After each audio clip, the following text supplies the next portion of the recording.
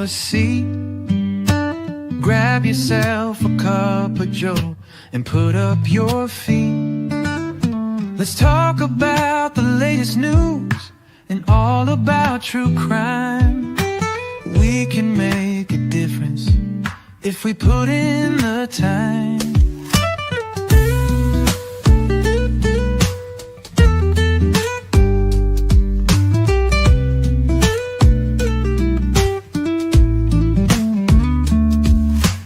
Good evening, come and find you a seat.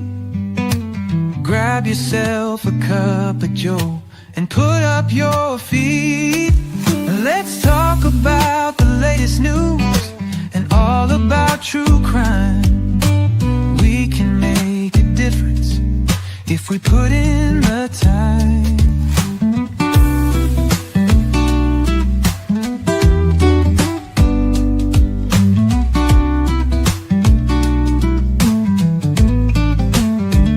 Oh, we can make a difference if we put in the time.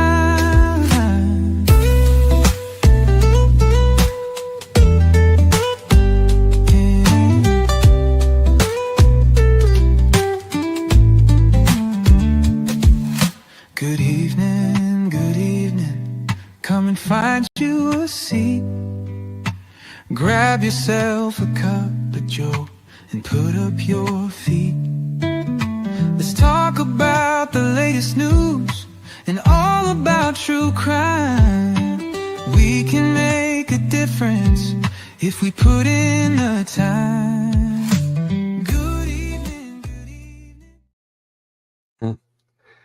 Well, hello, everyone. Hello. Welcome in.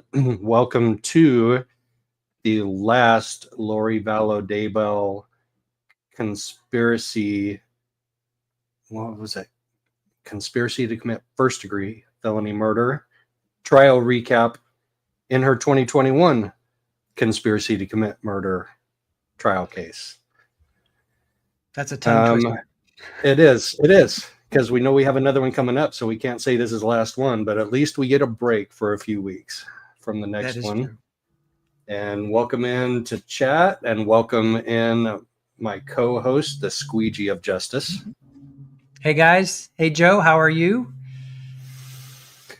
I am much relieved, and yeah. I am ecstatic at the results that we got today, and most people are. Yep. And that new intro, fantastic new intro. I noticed my mug on and made it to the intro, so appreciate that. Yep. Nice new intro. Got some good help on that, and that was pretty much what I had the vision for. So awesome help, and thank you for that help. Cool. So did you just do a spoiler alert? You just said it was good. I did. Yeah. Like anybody in chat doesn't know by now. If you've been waiting for the recap, then I don't know. We have news for you. Yeah. I'm sorry I just spoiled it. Dang it. I spoiled it on Twitter too, but people knew that I was going to, so they stayed away from my Twitter, I think, if they didn't want to know, from that 5-minute delay. Yeah, we were screaming, no spoilers. We will kick you out. We will delete the message. We will ban you for life if you spoil it. Yeah, I had to shut down your channel because it would have been like second nature for me, because I would go in your channel and give updates in there from time to time, and it kind of became second nature. And I was like, I don't even want that subconscious thing going on in my head. Like, okay, I just did it on Twitter. I just texted Megan, and now I got to go into Trial TV Live. Oh no. Oh no. I'm going to get banned for live. No, we would have given you a pass. You would have probably gotten yelled at, but we would have given you a pass. We had that happen to us before, and it sucks. It sucks. So we learned from that experience, and we're like, right. But it's cool. It's all good. It is. Today was a good day. It was a long day. It was a long week. It was a long trial. Yeah. How do you feel? Both, yes. I feel relieved, but I also feel ready for a little bit of a break and take care of some things that have been neglected for a couple of weeks. But also grateful that, it was a short trial and it was a short deliberation. Very grateful for that. That helped save a lot of angst. I had a good long chat with Vince, who is the public information officer for the courthouse today. He just I sat down in the media area because I wanted to use their plugins, and he sat down next to me up against the wall, and we were just like talking, just like friends, and kind of felt like we kind of became friends on a certain level, whatever you can, after knowing somebody for a couple of weeks, but spending a lot of hours with somebody for a couple of weeks. And he explained that they get that up to $300 or $320 a day income replacement. We're talking about jurors now, and he was talking about juror reform in Maricopa County. And he said, well, they don't get lunch. They don't get any type of lunch benefits. We don't bring them food, and we don't give them any type of a stipend for lunch. So that it's on their own. All their lunches are on their own. He said, except May 1st. May 1st is Juror Appreciation Day, and we bring in lunches for all of our jurors on May 1st. And I said, oh, no, they're going to deliberate till May 1st so they can get that free lunch. Well, how much do they make a day or a week? Wait, a week. A day. They can make up to, he said it was either $320 or $340. The judge said $300 when they were going through juror selection. But that's just income replacement. So if you make $300 a day in your regular job and you have to have jury duty, they will pay whatever you made $300 or below, in payments while you're on the jury. And that's only if you get sat on the jury, which of course, because otherwise you're not missing much time except for jury selection. That's pretty decent because that's like $1,500 a week. It's like over 4,000. I mean, 6,000 a month. I'm like, wait a minute, we're in the wrong business. Right. I want to be, well, no, I guess we couldn't be professional jurors because we'd have to prove our income, but still, wow, that's amazing. Right. And they really only had to work 5 or 6 hours a day. I mean, we started at 10:30 and we were done by 4:30 at the latest. And we took an hour and a half lunch and had a 15-minute afternoon break. And then only 4 days a week at the most. One of the weeks was only 3 days. Right. Probably the worst would be the commute. If traffic was terrible, I don't know what traffic is out there. I hear it's pretty bad, but that's probably the worst of your day is sitting in traffic, Yeah. Yeah. We came in early, anywhere from 5 o'clock to 6 o'clock to 6:30, and traffic was great then. But by the time they're coming in at 9 o'clock, 9:30, it probably is pretty rough. Yeah. Yeah, I bet. So speaking of coming in today, how was your getting up and coming in today? Was traffic cool? Everything was fine?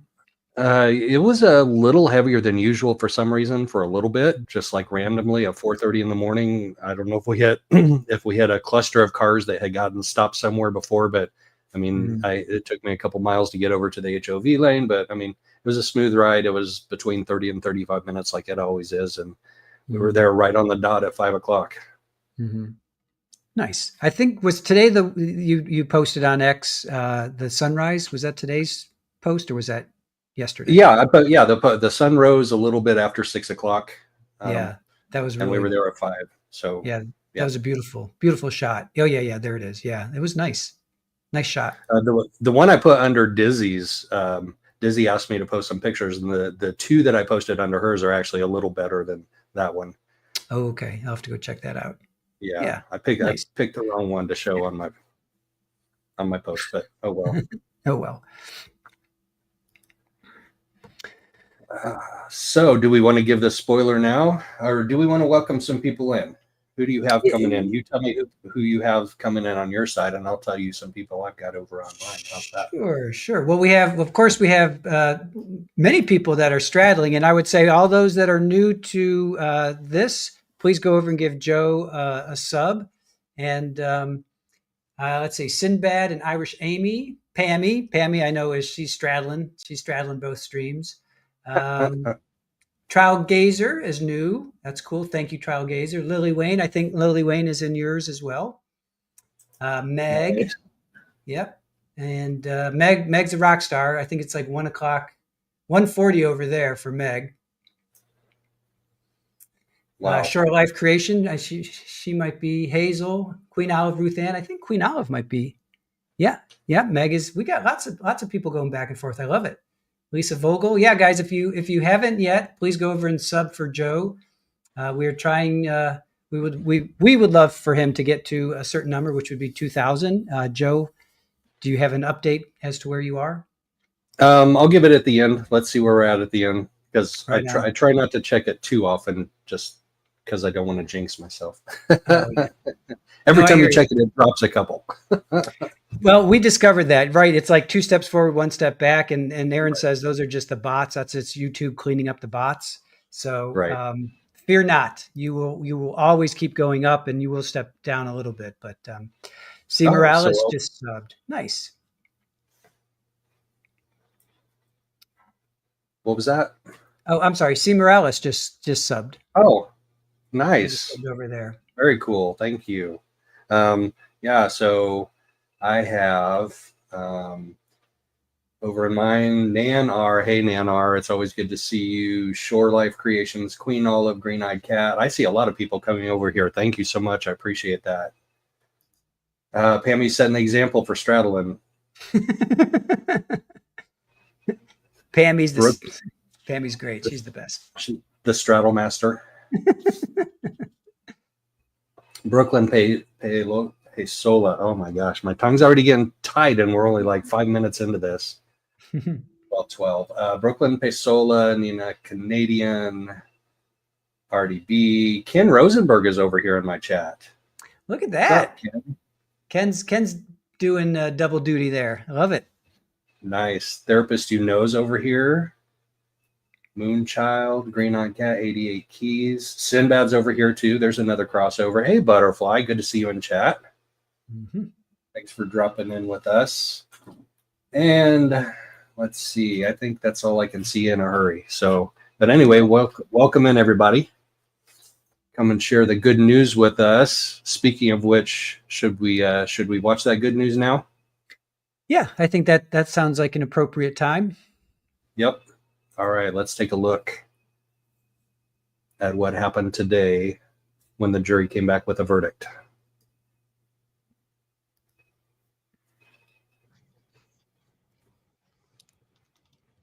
All right, we don't have any audio yet. Nope. Come on, where's the audio? Kick in on me. Come on, feed. Kick in on.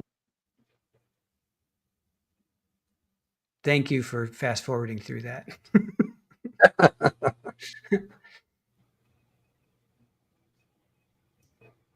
And truth be told, the audio, yeah, they had CC, but then the audio kicked in. But it's cool. Yeah, you can pick it up here.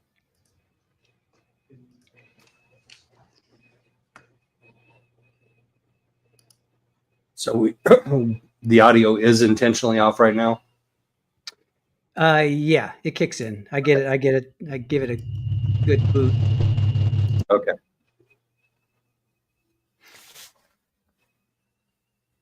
I was checking another stream and I figured out what was happening. Gotcha.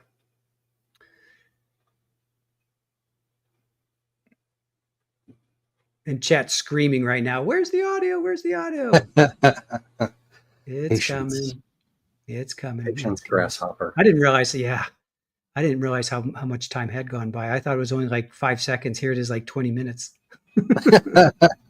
Jesus. Moonchild. Thank you, Moonchild. Yes. Wow, that's awesome. Thank you. I swear to God, audio does kick in, or else everybody would have left. God, I didn't realize it was so long. It's very generous, Moonchild. Thank you.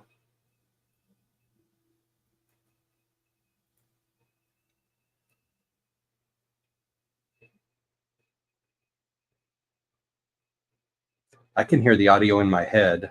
Openings just. There we go. Finally. Wow. That was like 5 hours. Presenting any evidence. Oof. Your Honor, can we just stipulate to that? I mean, the statute says there's only one punishment for this crime. What is this? Why is there an aggravation phase for this specific count? Much like the guilty verdict, the jury in Arizona has to find whether or not there's any aggravating circumstances.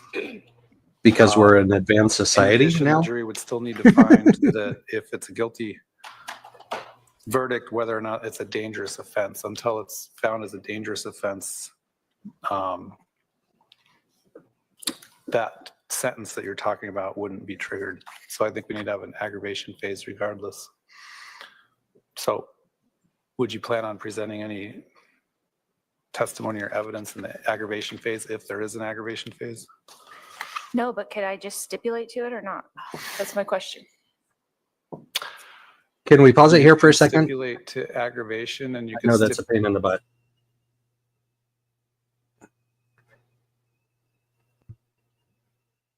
So I have a theory about why she wanted to stipulate to the aggravation phase. And I thought of it right there on the spot when she was saying it. Okay. And it still rings true. Because, and I had the thought when he asked Trina Kay if her aggravation witnesses were present, and she said no. And who was not present at that time? All of the family members. The front row was empty because this is only like a half an hour, maybe 40 minutes after we got word that there was a verdict in. So they hadn't quite got there yet.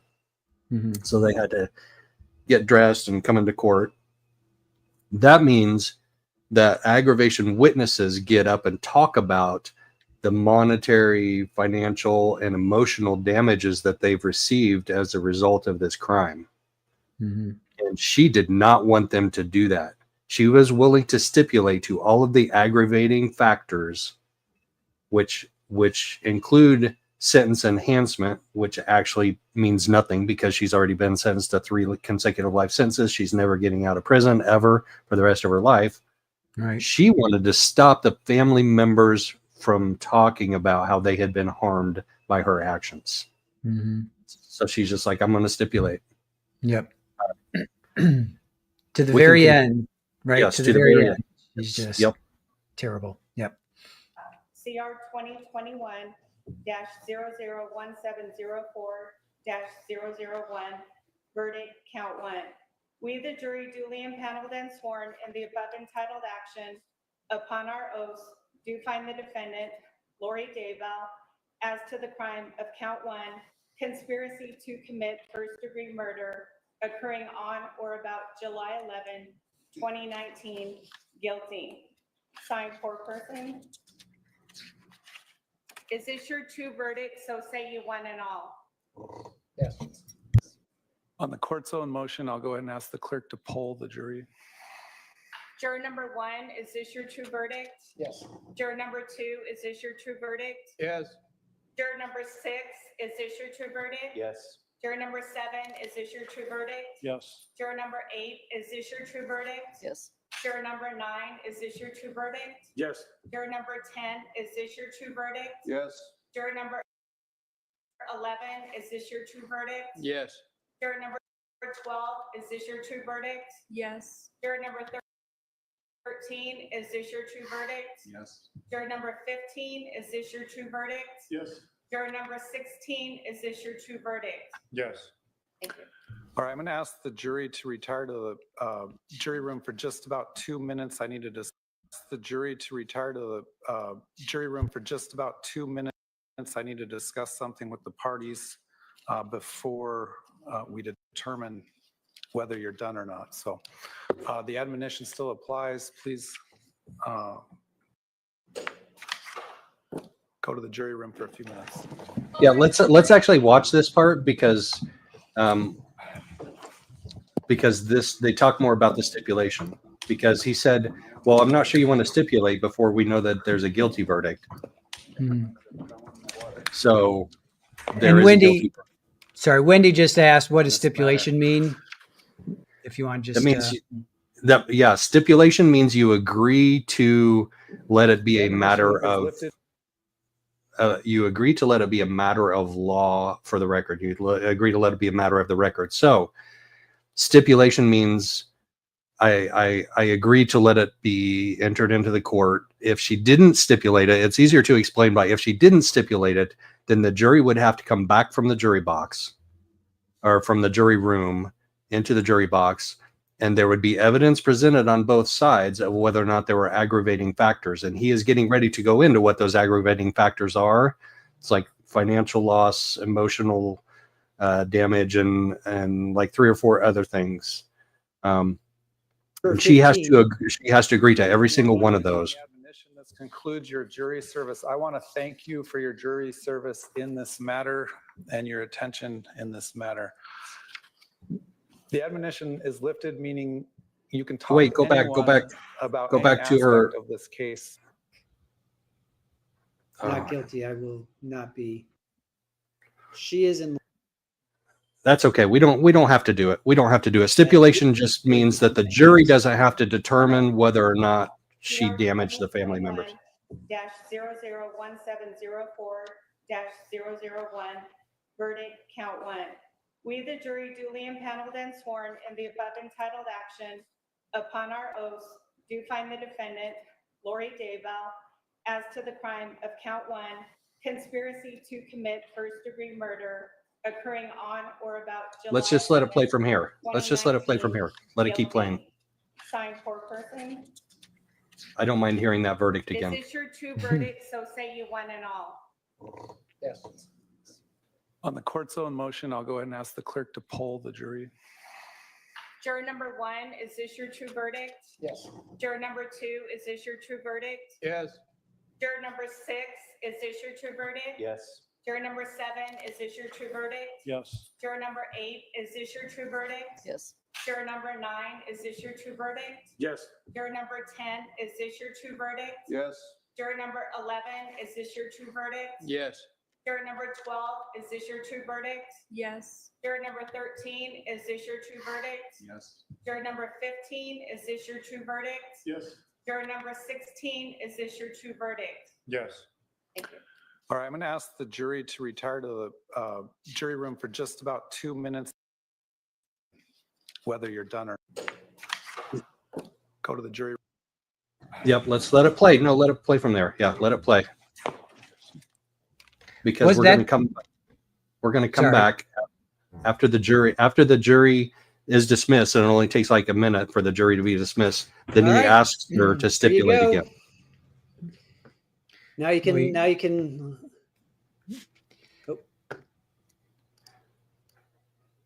I'll ask the defendant, you indicated earlier perhaps a willingness to stipulate to aggravating factors. Is that something you want to do, or do we want to go through this aggravation phase? I'm willing to stipulate to it, Your Honor. All that it is the dangerous phase. Is that correct? There's only one statute there's only one sentence. Well, the jury would need to find, first of all, whether or not this is a dangerous offense first. Secondly, whether the offense caused physical, emotional, or financial harm to the victim, or if the victim died as a result of the conduct of the defendant caused emotional or financial harm to the victim's immediate family. And then thirdly, the offense involved the presence of an accomplice. If you're willing to stipulate to all 3 of those, we can do that. If not, we'll bring the jury back in. I will stipulate to it, Your Honor. All right. You Hey, none of understand those that people getting up. if you stipulate to this instead of a jury finding, well, let me back up. You understand the jury would have to find these aggravating factors beyond a reasonable doubt? Yes. All right. And do you understand that if you stipulate to these factors instead of a jury doing it, I could also find additional aggravating factors at sentencing? Sure. Has anyone forced you or threatened you in any way to get you to stipulate to these factors? No. Has anyone promised you anything to get you to stipulate to these factors? No. Have you had any drugs, alcohol, or medication in the last 24 hours? No. Do you agree that pursuant to the jury's verdict of guilt, that this would be a dangerous offense because a deadly weapon or dangerous instrument was used? I'm stipulating to it. You agree that that's that this is a dangerous offense? Correct.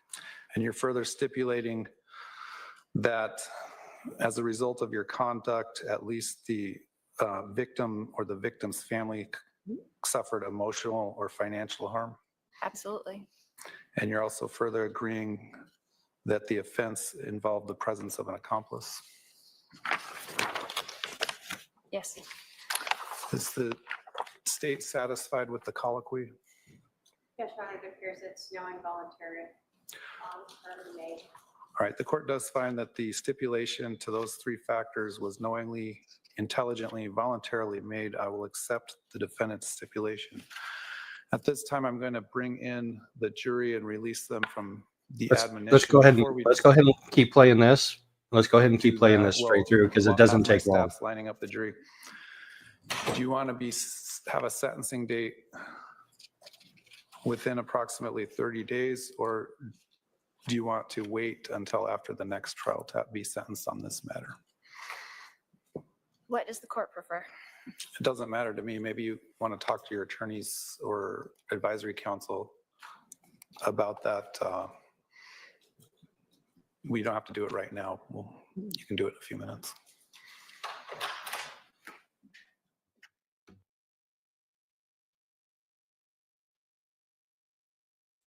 Yeah, that absolutely, definitely got me. Do you agree that the victim's family suffered emotional and financial harm? She's like, absolutely. So was she like digging in further, or was she finally agreeing? Yeah, absolutely. You know, how did you take that? Yeah, that's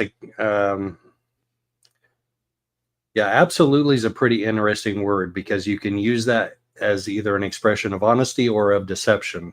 Mm-hmm. And I know that's like a genius analysis right there. I definitely want to talk to you about the jury that got polled. So once we're finished with this clip, I definitely want to go back and talk to you about casting that. it on.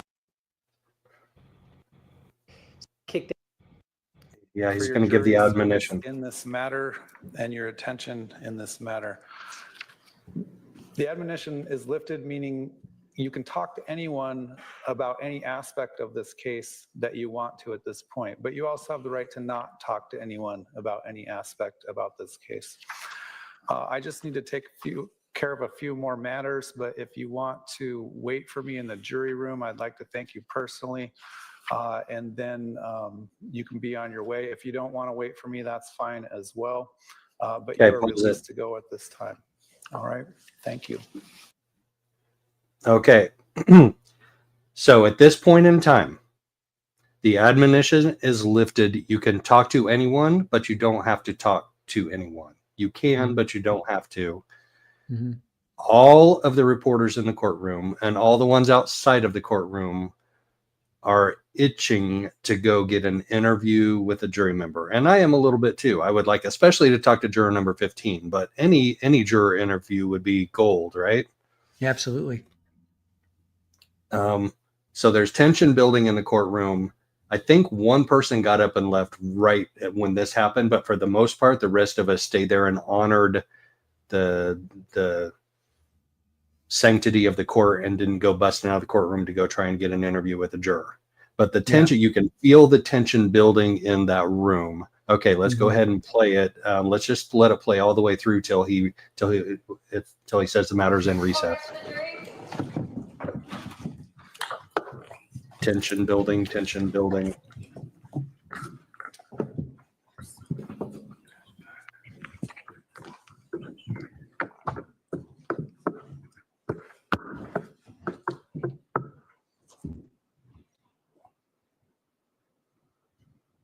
Tension building, tension building.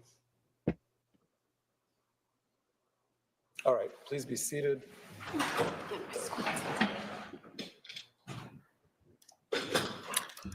Do you want to talk to your advisory councils briefly to discuss whether or not you want to proceed to sentencing or wait until after the next trial? If we could just wait till after the next trial, Your Honor.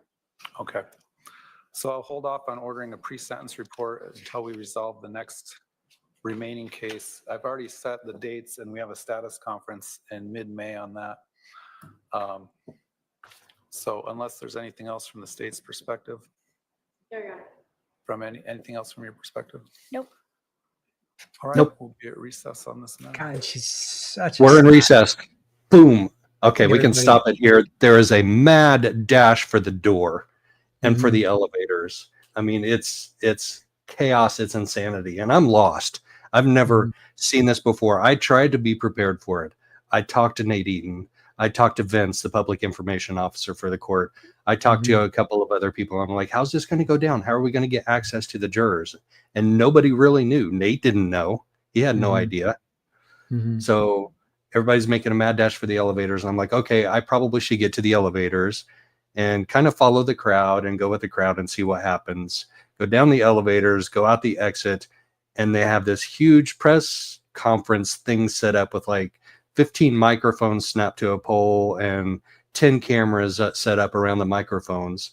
And I'm like, okay, this looks like where something might go down. So I kind of stood behind the cameras, and I should have stayed there.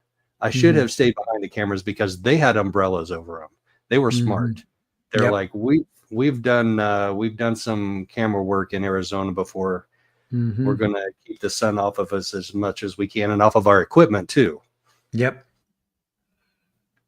So I go and I stand behind the cameras, and then eventually Lauren from Hidden True Crime and her producer Grayson come down, and they go and they sit cross-legged in front of the cameras, like between the cameras and the microphones.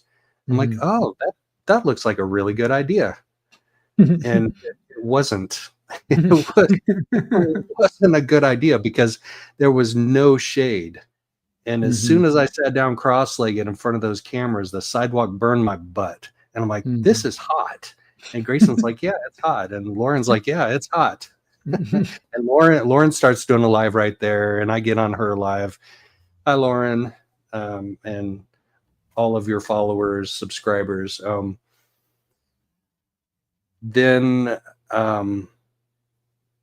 somebody said that was a juror, and that juror is talking to somebody, and 20 reporters, including Nate Eaton, sprinted. Well, Nate didn't exactly sprint, but he jogged. It was a jog, not a sprint, but they all go rushing down to this juror that is supposedly talking to a reporter. And all of a sudden he's talking literally to at least 30 reporters and cameras, if not more. Literally. And it's a mob scene. And when I saw the reporters running after him, sprinting after him, I'm like, that's not me. I don't want to do that. I don't want to be that kind of a person. If we can find a respectful way to not feel like I'm chasing you down, like I'm hunting you for an interview, then I'm game, and I hope you're game for that too. But to go chase down and mob a juror seems just ridiculous to me. Because I mean, how many cameras do you need to record one person answering 50 questions from 50 different people? Yeah. Like we can find those anywhere, right? Yeah, it's a huge turnoff first and foremost, and then second, no, because we search for press conferences all the time, and what happens is these news stations, unless it's a streamer, unless there's a YouTuber there, these news channels will grab it for the soundbite for the 6 o'clock, 10 o'clock, 11 o'clock news, and they don't put it on their YouTube channel. So unless there's somebody who is a YouTube streamer and they're streaming it live or they upload it later, no, you won't get that, which stinks. So that's what I've uncovered. I've discovered. Yeah, that's true. So, you definitely saw, after some of those interviews lasted a little while, you definitely saw some of the mainstream media people coming back. And Nate even came back and did his little interview, and you showed me some screen caps of that. I thought it would be a close-up of him. Why are they just not like showing him like this? Why are they showing the whole background with people sneaking in to get into the press conference? I don't know. They had the shot framed, and that was it. They didn't want to change it. Right. That was yeah. So I went and stood in the shade for a while. I'm like, how long are they going to? So then, so another juror came walking by, and get this, I had the first opportunity to interview her, and I did not see her. I was lost in my own little world of what is going on in here. And there were two people that I met during during the last couple of days of trial, that were sitting up on the bench just watching everything go down. And she goes, Joe, and she like pointed. And I looked and I didn't see her. And I went down and I asked another girl who was down. I was like, you don't look familiar. You're not a juror, right? No, wrong person. And she's like, she was right there and you walked right past her. So I could have like had a decent interview there if I was just paying more attention. So that's the number one lesson, or the first lesson, not the number one, the first lesson that I learned was be aware. You know, I thought there would be some order on how the jurors came out. Maybe like Nate suggested, maybe they would have a group press conference with all of the jurors. Then you could maybe ask questions of the ones that wanted to answer them. That's not the way it worked.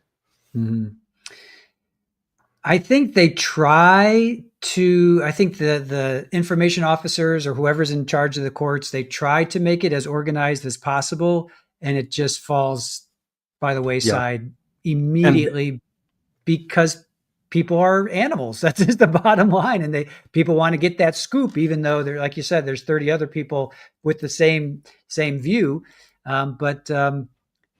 You know, ABC doesn't want to use NBC's feed. Fox doesn't want to use CBS's feed. You know, Nate doesn't want to use Fox's feed. Everybody wants their own feed. You know, that's just the way it works, unfortunately. So So after she gets past me, she gets past the crowd of the other juror and she gets around the corner. Then all of a sudden, a couple of people start talking to her, and then they recognize who she is and they start interviewing her. And then all of a sudden, she gets swarmed and she gets mobbed. And I was like, well, I could have interviewed her before she was swarmed and mobbed and recognized, but probably about 2 minutes into that interview, we would have been swarmed and mobbed and just like completely over.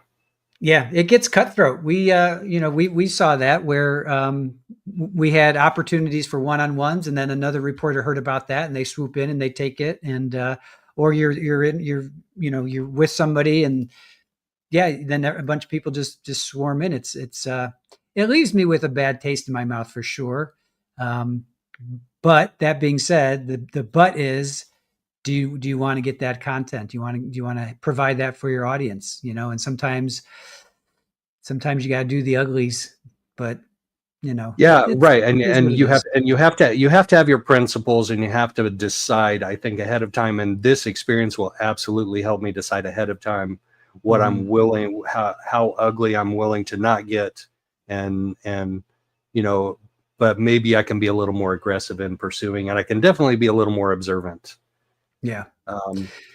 Well, I don't think what you did was incorrect ever. You know, I think you followed your heart and your gut, and it is what it is, you know, and we've been saying this, I've been putting it in our description or our comments, to any juror that was on Lori's trial. If you want to reach out to us, please, we would love to talk to you and hear your perspective. So that offer still continues. And who knows, maybe somebody's going to be on the YouTubes tonight and they're going to Google Lori Daybell and they're going to see this and they'll be like, hey, all right, you guys, I want to tell my story to you guys. So you never know. You guys look like reasonable people that shouldn't attack me. Right? We're not jackals. Look at this. Fala gifting 5 gift memberships. I know. Fala, thank you. She is Nan the best. R, welcome. Sinbad, Sarcasm, Sujoy, hey, welcome. And Sinead got one too. Those are a lot of OGs right there. I mean, people that I've seen around for quite a while, and crossovers too. Yeah. Straddlers, if you will. The Straddlers unite. So I definitely have questions for you if you're up for that. I know chat has questions too, but I get to go first. Yeah. Let's we have part of that press conference queued up. Oh yeah. From all those multitude of cameras. So yeah. After okay, so I didn't get to finish telling my story about my technical difficulties and another hard lesson learned that was very disappointing. So I'm hanging out around the press conference area. I'm kind of going up into the shade by the trees because it is really freaking hot, and coming back. And then I see people start to migrate back.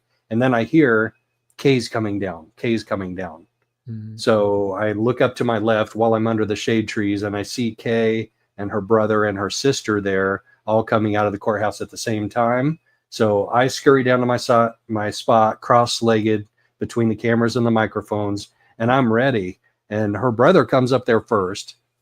So I hit go live, and that's where you could see my feed go live right there. Boom. Me sitting down in front of all those all those microphones in front of the cameras. And I went for maybe 4 minutes. Mhm. And then all of a sudden, bloop, I get an error message on my phone, and I look down. It says, your phone is overheated. You may not use your camera until your phone cools off.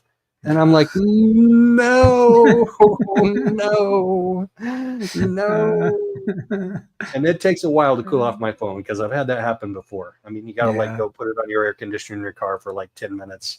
Yeah. And by that time, it's too late. Yeah. Oh, well, at least you were there. You were there. You experienced it. Lesson learned. It's all part. See, it's all part of it, right? It's all part of, for me, it's part of learning and growing and getting better every time I try something and making sure I'm learning the lessons I should be learning. Right. I always feel like there's nothing wrong. Like nobody got hurt, right? So as long as nobody got hurt, it is what it is. It happened and it happened. You learn and you move forward. Well, I that's part of the almost story cried. now, you know? I almost cried in front of TV cameras, but I held the tears in. I held them in. Yeah. Well, you're doing great. You did us great through this entire process, this entire trial. Everybody loves what you did, have been doing. And yeah, let's check this out. Yeah. Let's check out the real cameramen. It's my brother, Charles.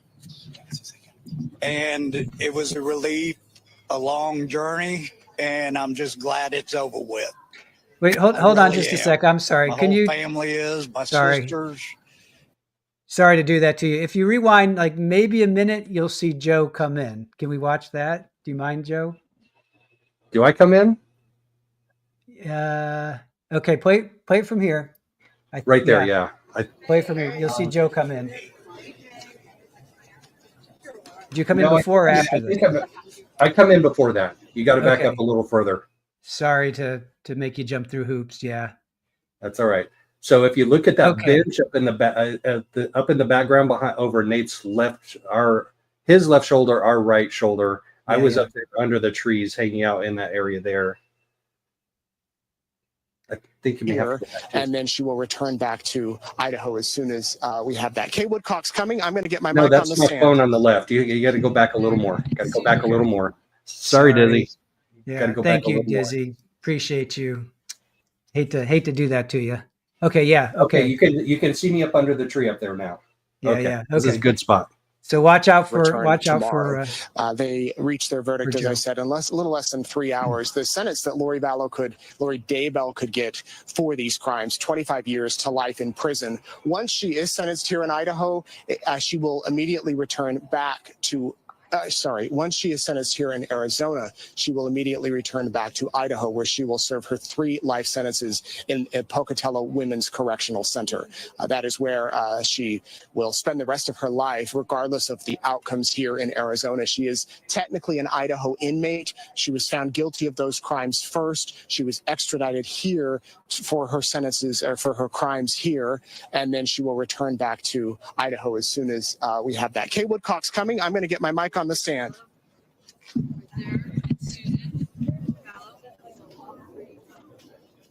So you got there just in time. That was good. Good timing on your part.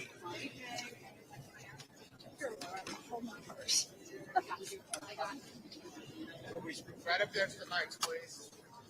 How you feeling? Great.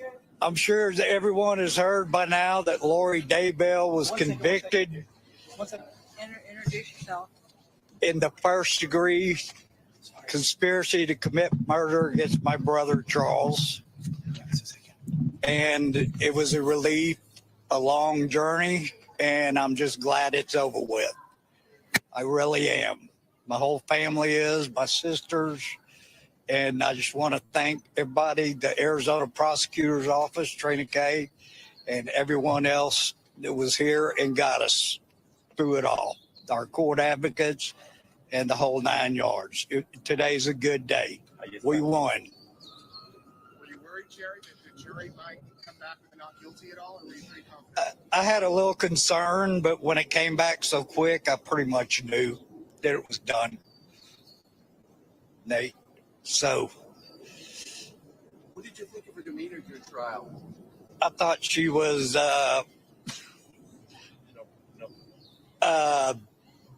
Kind of a smarty pants, not real.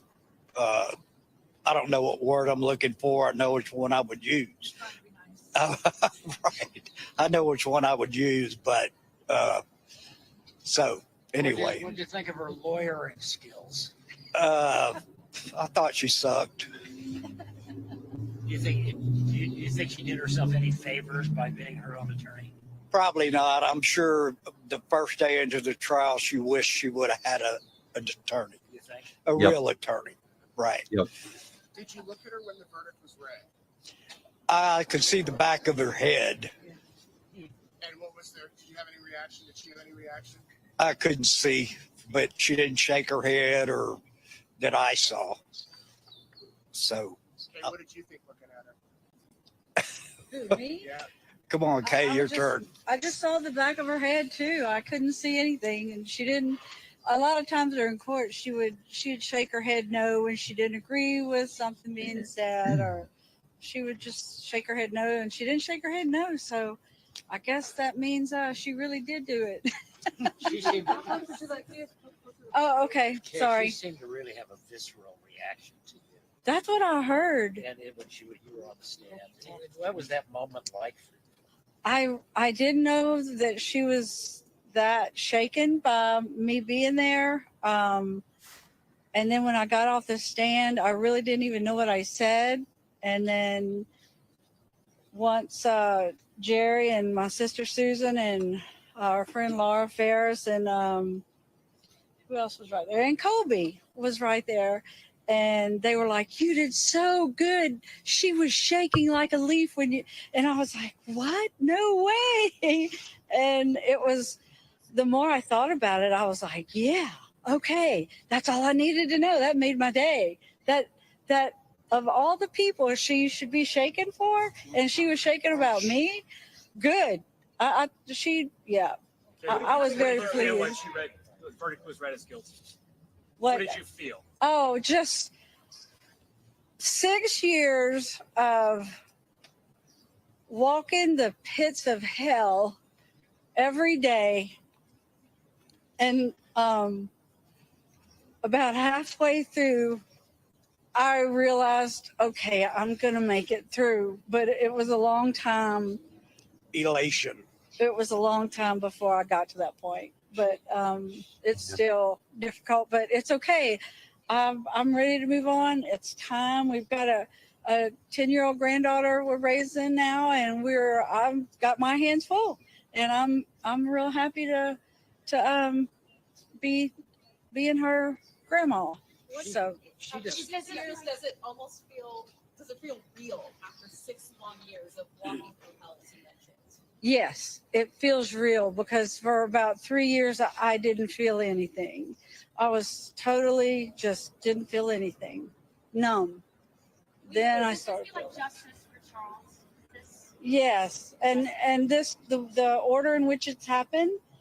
This was the first incident, the first murder, and then everything up in Idaho, and then so Charles would have wanted, take care of Tammy and the kids first, and get to me when they're ready. And so he would have been. He's fine, and I know that he's pleased with us, and excuse me, there was a vibe.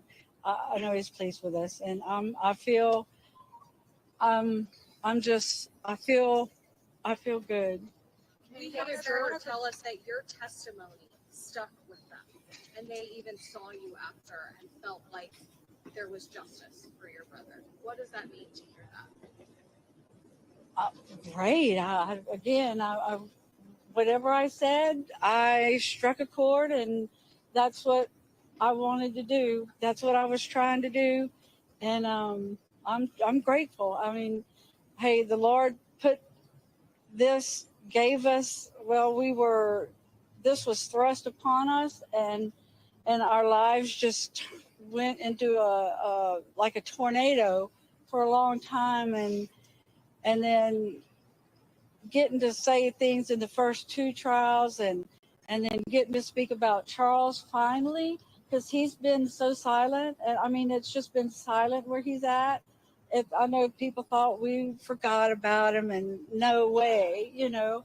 And but law enforcement never stopped.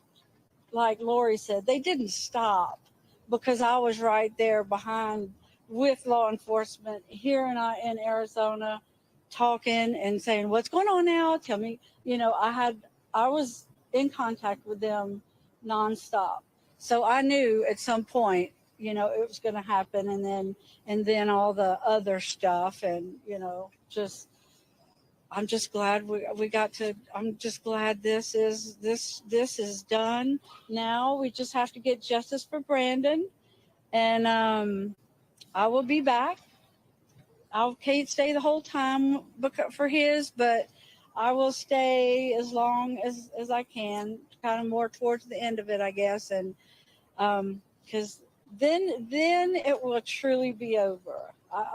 I say I've still got a little bit left before I can close my book, but when that's over, then I can close my book. And Kay, I don't know if you noticed, I saw 2 jurors. Watch Joe. He's gonna go. No, I didn't. I watched them walk That wasn't in me. because I know that if they look at you when they're walking in, that's a good sign. And nobody Joe's phone looked is at me. dead. But Not I dead. didn't Joe's see, phone is so I didn't overheated. watch them walk out. I didn't There he goes. think to look. Goes out. So good. Joe's tapping out. I really tapped couldn't out. hear her because See that disappointed baby walk talk up she those does, stairs? that baby voice. She needs to lose that, man. I hope she grows up in prison and learns how to talk like a woman. You know, and not a How much of this baby. do you want to watch, But Chris? anyway, Watching? It's almost over. I want to hear that the parting shot. I want to hear Jerry's last. It's Oh, like I maybe- didn't get to hear that. Yeah. Yeah. All right, let's hear it. It's not much in longer. Idaho, all the jurors I've met from up there, from both trials there, that was the one thing they were like, I just wanted to hug you. I just wanted to hug you. So I hope I get to meet her. I hope she reaches out to me. Nate, if anybody calls you, give them my number, and just make sure they're a real juror. And I want to talk to them. Absolutely. I was going to say, Kay, I'm wondering if there's anything you'd say to Lori at this point. We got you, and you're not the smartest person in the room, and now it's time for you just to hide away. And well, after Brandon's trial, but you can just hide away, and everybody's going to forget about you. We'll be on our way through our life, and she'll be rotting in prison where she deserves to be. Like Charles always used to say, love always wins. Yeah. So. And thank you for saying that. Yeah, love always wins was Charles's thing, and so it does. She described this as a family tragedy. That is absurd. That was when you heard that mantra over and over again. And calling Charles my husband, whom she was hated at the time, whom she was ready to kill him. You know, it's like that just shows you what she's an actress. She turns on this persona and goes with it, and then boom, she turns it off, and then there's the real her, whatever the real her is. I sure never knew her. Tell us a little bit, just for me, about Charles. You know, let's bring it back to him and his legacy. Hey, you want to take that one? Oh, I'm sorry. What was that? If you could just tell us a them little about bit Charles. about Charles and his legacy and how you want us to think about him. He was my big brother. You know, I followed in his footsteps. I did everything he did. He was only a year and 2 months older than me. So we hung around a lot. We had a lot of the same friends. He was a big influence in my life. And he was just a good dude. He was, all the way from a kid till when she killed him. So, you know. What did it mean to hug Trina Kay at the end? What did that feel like? Hear the verdict and then give her a hug. Well, I hugged her and told her I loved her because she did such a great job. And it felt good. It did. And she did do a great job. And all the detectives and everybody that has worked on this case, from Nicole Byer to she's our victim advocate, and Trina and Nate Duncan and all the detectives that have come, and even we had a few visitors from Idaho that came, and that was welcome. And I got a thank you from not a thank you, I got a congratulations from Rob Wood, from the prosecutor in Idaho a while ago. And we lost some dear family. We lost a lot, but we have gained family as well. So, there's the silver lining. And even in the worst times of your life, there is something good there. You just take sometimes a little while to find it. But y'all, we're dying here. And so, Susan, do you want Lauren? to say anything? No, she doesn't want to. and as a parting shot, they got the bitch again. Oh, zing! Oh, Thank y'all. nice. Yeah. Oh, man. Oh, There you go. And Uncle Jerry. Yeah. Wow. Who was that other? Was that the older sister? Who was that other woman? Yeah, that was another sister. Yeah. Okay. All right. I was wondering who that was because she didn't want to talk. I was wondering. I figured she was Well, some kind of family member. She has some health issues, so she's probably not as strong as them, and she was probably wilting in that heat too. See, even Kay mentioned the heat. Yeah. Yeah. She's like, we're dying It's here, like, y'all. Yeah. I died first. My phone died first, and then I sat there for like a good 3, 4, maybe even 5 minutes after my phone died, and I'm like, I can't record anything. I tried recording on my phone, and it just wasn't having it. And I'm like, I'm sitting here roasting. To put it in Kay's words, I'm dying here. So boom, Right. I was out. So that was Susan. Next time. Susan Okay. Vallow. Susan. Gotcha. I would love to ask you some questions. If are we? Yeah. Do you want? Let me just make one point really quick right here that Kay made that really rings true with me, and it also harkens back to that interview that I did with Janelle Murphy last weekend.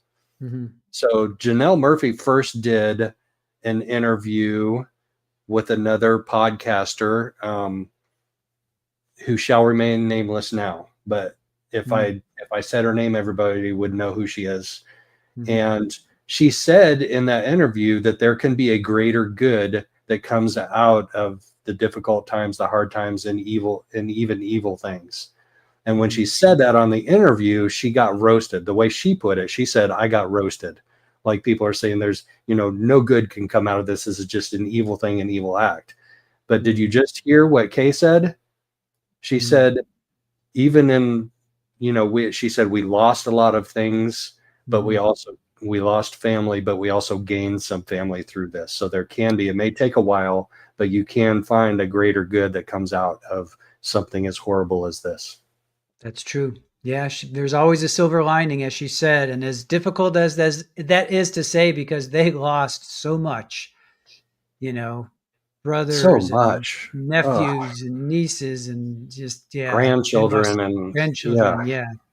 And yet that's just an amazing way to look at it. They could be so bitter right now. And they probably were in those first couple of years. They were probably extremely bitter. But now that justice is starting to prevail, maybe it helps them sleep a little bit better at night. I don't know. She said 6 years of walking through hell. Yeah. That's how she put it. Yeah. Eventually, it's either going to just tear you up inside, or again, justice is starting to prevail. So maybe helps you just a little bit, but they're never, ever going to get back. Charles, JJ, Tylee, Tammy, they're never coming back. But no, at least you now can rest knowing that Lori truly is just getting hammered, right. So why didn't they, this isn't one of my questions, but this just came up. Why didn't Chad get pulled in on this? Cause he seemed like they could have made a case on him. He's very prevalent in the text messages, is he not? Yeah. I wonder, 2 shots to the heart or whatever it was. Two, right? Wasn't that his text? Yeah. I wonder if it got changed after he got 2 bullets in the chest. Yeah. So maybe they're like, yeah, you know what? He's on DP. Let's just let him, Right. let him rot up there. What's the point of dragging him down? You know, it does take a lot of county resources to prosecute a case like this, and that would be a very similar case. Yeah. I mean, there's evidence that is irrefutable that he in November of 2018 came down and stayed in Lori's house, or was in Lori's house in November of 2018. Yep. Yeah. We heard that testimony. Yeah. His call to the funeral home, Trace says. Yep. Yeah. I mean, but you're right. Maybe they're like, you know what? He's going to rot in prison. Let's just let him do that. Let's at least get Lori. We have way more evidence on Lori. Let's just get her. And then she's going to continue with the Brandon. She's going to just continue this on. She thinks, I don't know what she thinks, to be quite honest, but she's going to continue on with that instead of just saying, all right, I'm throwing in the towel, but I guess she doesn't want to. She will. No, right. She will have time to sleep on it, though, and think about it. Yeah. Who was saying, somebody in our chat was saying that they think, I forget who it was, a couple of days ago, that maybe the state pulls the Brandon case and they don't take it to trial because they got the victory here. So maybe they pulled that. I don't know. What do you think? Do you think they're going to continue forward with it? That's a good question. I think they should talk to the family and see what the family wants to do.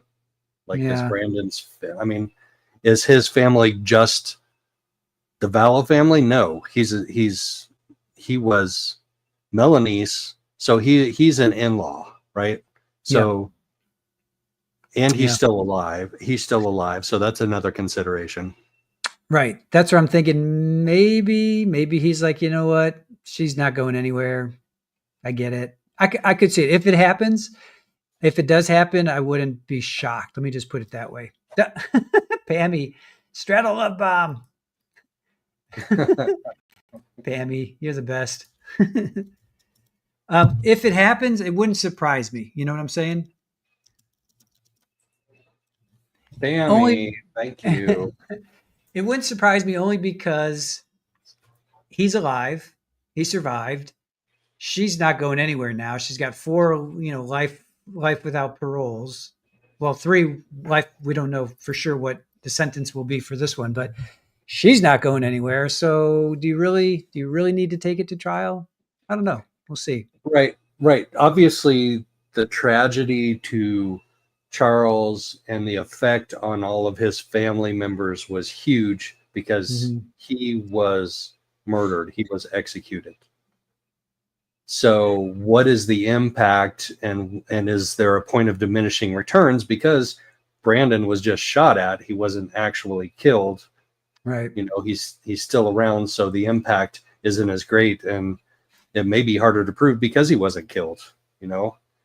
What forensic evidence is there? What circumstantial evidence is there? How strong is the state's case?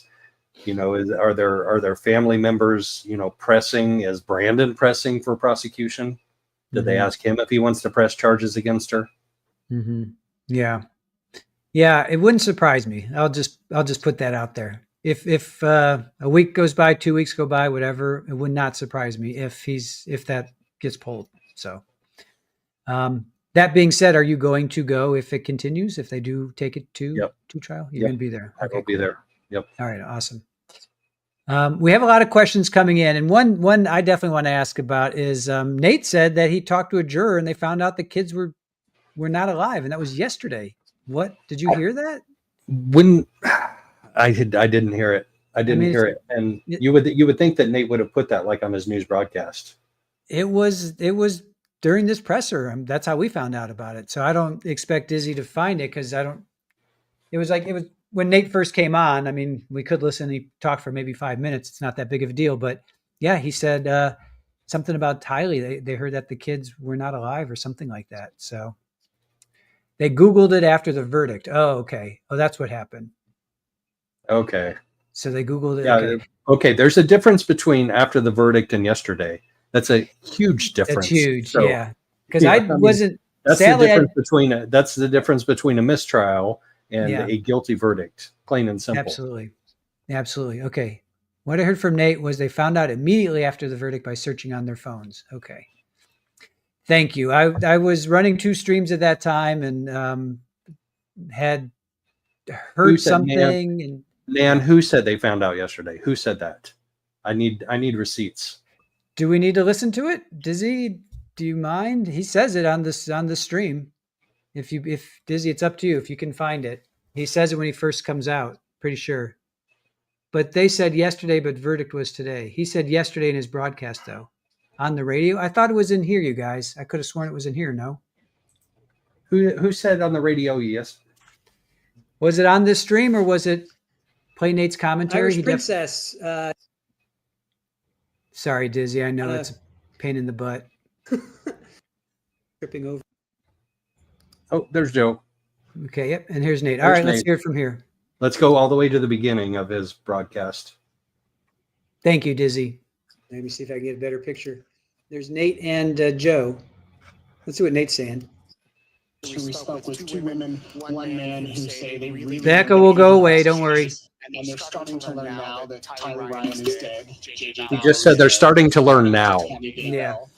They said all 3 of them told us that they were quite disappointed that Lori Vallow did not present a defense, did not testify. Pammy, that was you? That's funny. They did not use that against her, though, when they deliberated. They said the most damning evidence that they had in all of this were the text messages from Lori, especially. So that's it. That's what he said. 2 bullets in the chest that Chad Daybell sent to Lori.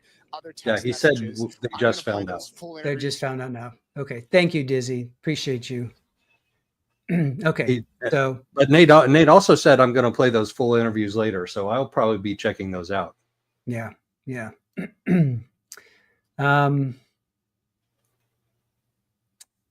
Question for you.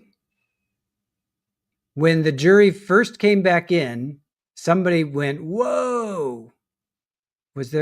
Did you hear that or you didn't? Nope.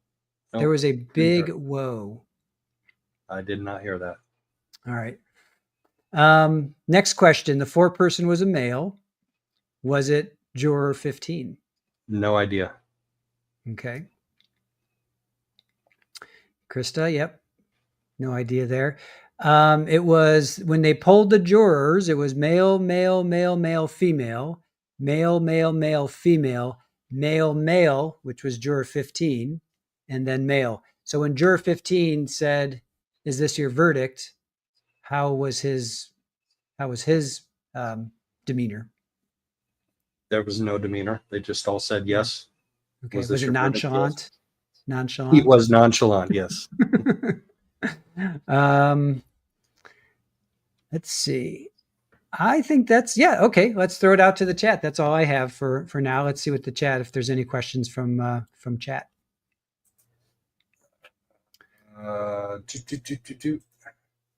Do you think they have enough evidence to convict in Brandon's trial?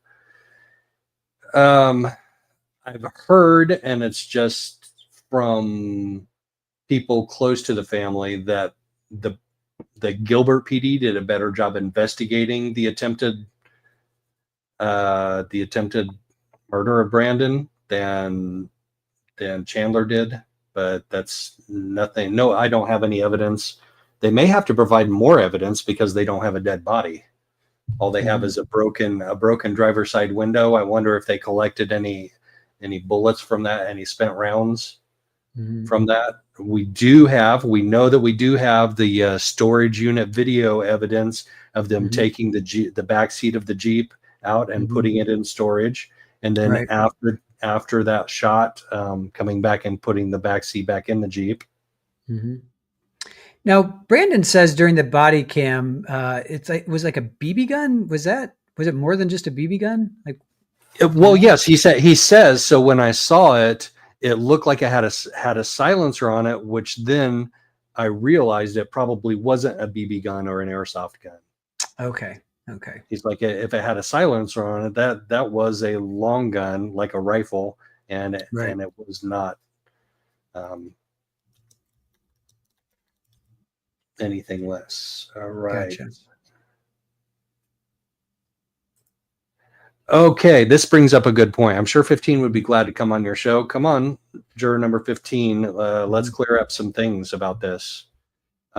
So he was loving the attention. You say that, but I don't think he was the guy that everybody swarmed down at the end of the block. I don't think that was juror 15, but I didn't get a good look at him, so I can't tell for sure. If that was juror 15, he was swarmed by like 50 reporters and like 40 cameras and 30 cell phones. I mean, there was swarming going on. It was disgusting, but they were talking. So, which brings me to my next point, because those 2 or 3 jurors came out the front door of the courthouse, and all of the other jurors went out the back door of the courthouse. So there's a back door that's away from where the press were. And I almost thought about going and hanging out by that back door, and I'm probably dumb for not. Lesson learned. Have 2 people there with you. Go to both doors. Go to both exits. Watch them both. Right. Have a buddy. Buddy systems are always good. But that tells me that the other 13 or the other 12. So the other 10 or 11 jurors did not want to talk to the media, to the press, or be interviewed. And if that includes juror 15, then he didn't either. Gotcha. Was it the 4-person that they pounced on, or no? I have no idea. I haven't seen the interview yet. I didn't go down and listen to it. It was a mob, and I was like, I want no part of that. I really don't. What I saw was a female juror. It was one of the 2 females, dark hair. Yes. It was the one that sat up in the back row. She was probably like juror number 6 or juror number 4. It was one of those. Okay. And she got interviewed. She got interviewed a couple of times. Gotcha. And then during Nate's little clip there, I guess the jurors were trying to board the bus or something, and that was her. That was the dark-haired juror. Okay, she held up the bus, I guess, because she was having she was being interviewed. I guess she held up the bus. So. Yeah. Go ahead. I have a comment I want you to pull up, but go ahead. Sure. Did you guys catch how she hesitated on the accomplice question? I think that's the only time I've heard her in public admit anything. Oh yeah, she had to admit to stipulate to the aggravating factors. She had, and the dangerous nature of the offense. She had to stipulate that an accomplice helped her. Yes. I did not catch that she hesitated, though. Good catch. Yeah. I saw people. A lot of people were saying that as well. We understand that Colby was trying to make it there, but he couldn't get in or something. Did you see him? And then he was doing a live outside. Do you know anything about that? I did. He was not inside the courtroom, and I noted it actually on Twitter when I tweeted. I was like, the family came in right before the jury, or right as the jury was coming in, and Colby was not among them. And I don't know why, if he tried to get in, does that mean he tried to get in the courthouse, or does that mean he tried to get in the courtroom? Because I can't imagine. There is a family advocate there, and I can't imagine them not letting him in the courtroom. I can't imagine. Yeah, everybody's saying he was home. All right, he was at home. Okay, sorry guys. I thought that he was trying to get into the courtroom. So he was at home doing a live. Okay. He didn't have enough time to get there. Okay. Did you go inside to bask in the air conditioning? No, I went to my car to bask in my car's air conditioning. So technically, yes, that's inside, but not inside the courthouse. Oh, and speaking of air conditioning, they kept that courtroom nice and cool. Like it was perfect to my liking. It was probably like 72 degrees, 73. But all of the women in the courtroom were freezing. They all brought sweaters. Like after the first day, they were like, I'm freezing in there. I'm freezing in there. Like, it's just fine for me. Thank you. Let's see. What is the penalty for the next trial? That's a good question. I don't know I don't know what the charges are for the next trial. I'm sure that I have a court document on it. I don't have it handy for me. So ask that again the next time we talk about the next trial, because we got a couple weeks off, but we do have a mid-May pretrial hearing status conference. So we will want to know the answer to that. This was conspiracy to commit first-degree felony murder, and the punishment or the penalties were 25 years to life. So I would imagine it's probably something similar. I think the charges are similar. Conspiracy to commit murder, because she had Alex go shoot out his window. Well, shoot at him and shot out his window. That is the charge. Conspiracy to I'm just seeing if there's if convicted.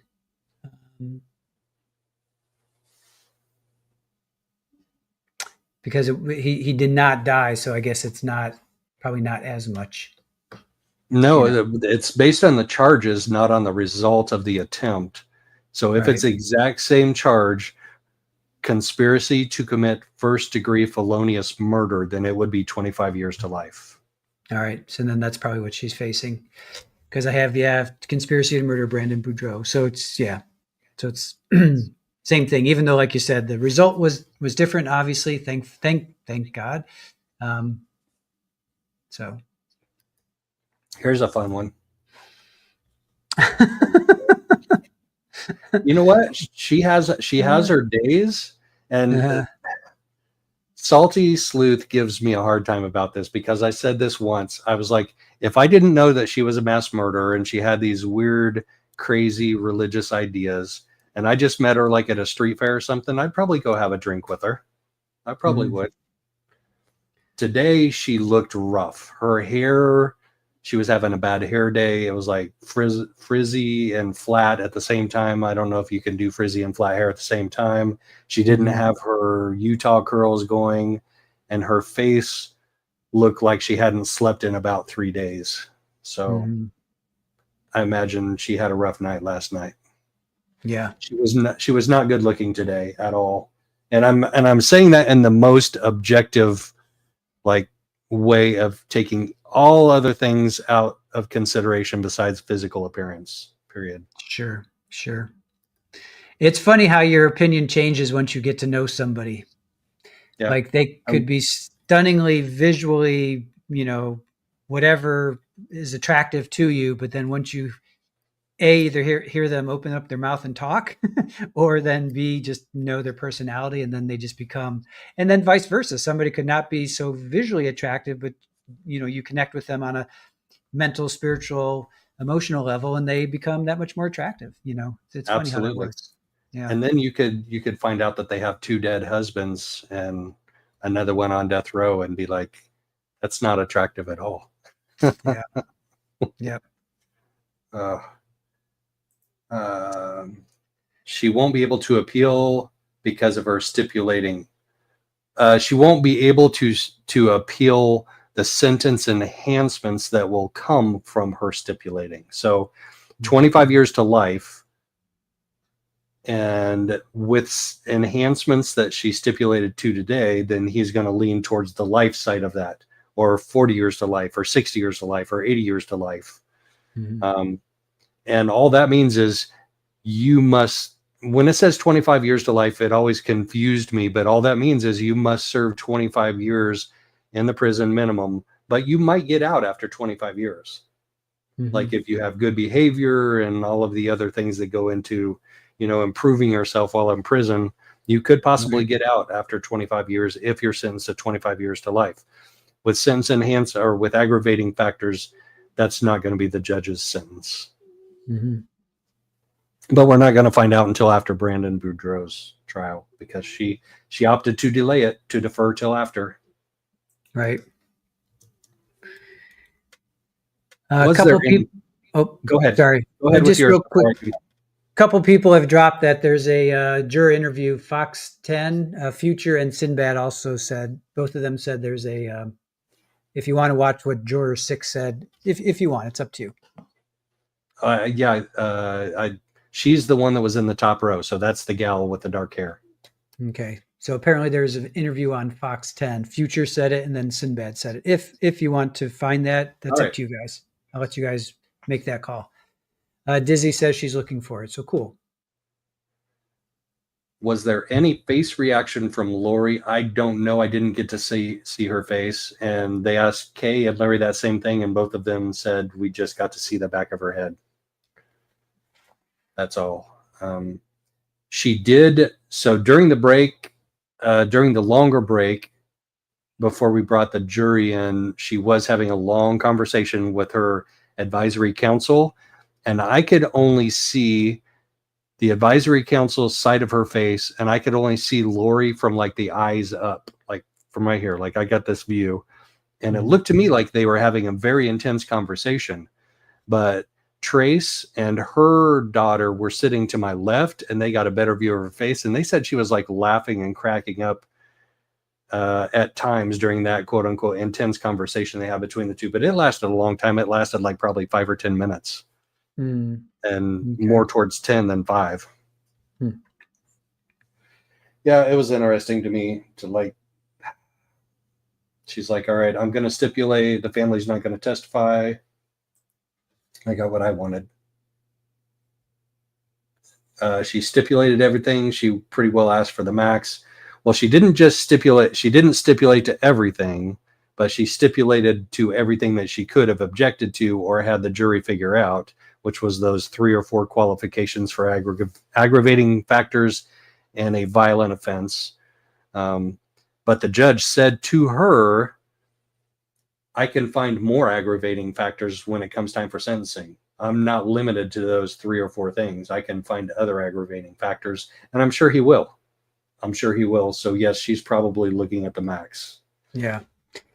Yeah. I kind of felt like, was she defeated, or she was just like, yeah, you know what, I'm just stipulating it and stipulating and. No. The stipulation was to keep Kay and Larry and well, Larry wasn't there, but Kay and Jerry and the other family members from testifying, plain and simple. Yeah. All right, wow, Dizzy. They brought her in studio. Wow. Let me get to this one question, Dizzy, real quick. It's the very last question. Will the same judge be there for Brandon's trial? Yes, Judge Boreski will be presiding over Brandon's trial, and Lori has already waived her right to counsel, so she will also be representing herself in Brandon's trial. All right, so this is Kay. Yeah, this is Kay.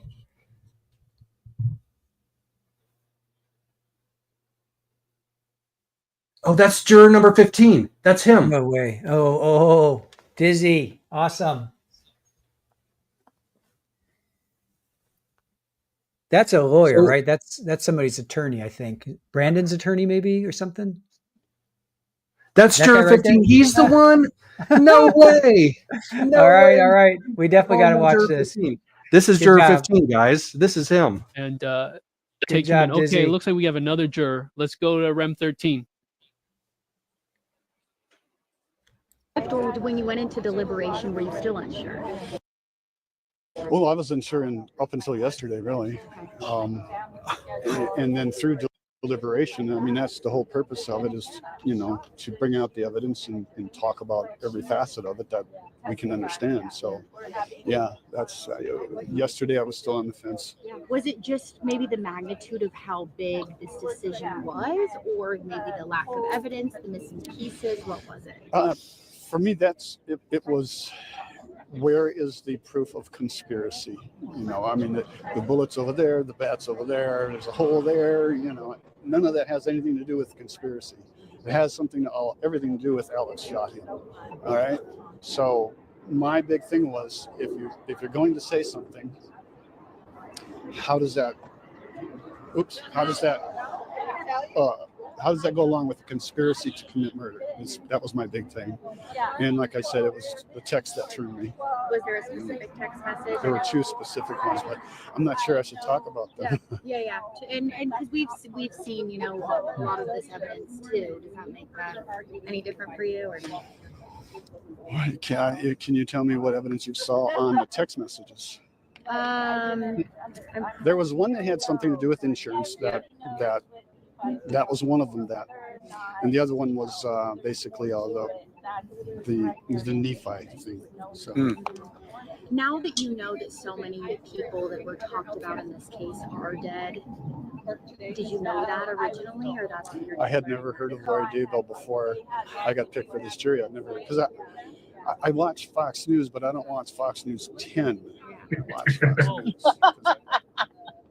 I like the different shows that are on it, but I don't watch NBC or CBS or anything like that. So I didn't know. No, I had no idea of any of Now, when you're realizing the magnitude of this case, what's kind of going That's Kinsey. It's just wow. That's all I can say. Just it's huge. Yeah. Do you remember your reaction learning that she has been convicted in killing her 2 children? You know, I feel sorry for her. You know, I mean, I knew it. Driving home yesterday, I knew it. It's like, God, she's I knew it. spending the rest of the next 3 lives in prison in a cell. You know, I mean, you got. Wait, Dizzy. Whoa, back it up. Back it up. Did he say he felt sorry for her? No. He just said driving home yesterday knowing that she was going to spend 3 life sentences. Right. He said driving home yesterday. Driving home yesterday, I was like, God, she's spending the rest of the next 3 lives in prison in a cell. What? You know? I mean, No. You got to feel sorry for her, even though, I mean, that's how does he know that? How does he know that? That's it. That's what people were talking about. Yeah. And you said it was the text messages that really changed it for you. You were confident. We got to in clip that, decision. Disney. We got to clip that. Absolutely confident. We're gonna splatter that those everywhere. Those particular text messages. But that's Absolutely. going to be a mistrial because he just admitted He said it was the text message about while they were deliberating. And then the one where she said, Googled it or something, found out somehow that she had been sentenced to 3 life sentences. It was the holy kind of like everything's coming to a head. Soon you'll be Nephi and so will I. That was one of the texts. And then the other one was Chris, squeegee. How do we squeegee this off? The beneficiary. How do we squeegee this? Basically, before we got to him. Oh my gosh, he just said driving home yesterday. I felt sorry for her serving 3 life sentences. Yeah. So he obviously found out before they came to their conclusion. Why would he self-snitch? No mistrial. He could talk around it, driving home yesterday. Then he restated and said, on the radio he heard it. Perhaps he misspoke. What was he doing listening to the radio coverage of the case? Well, here's the thing.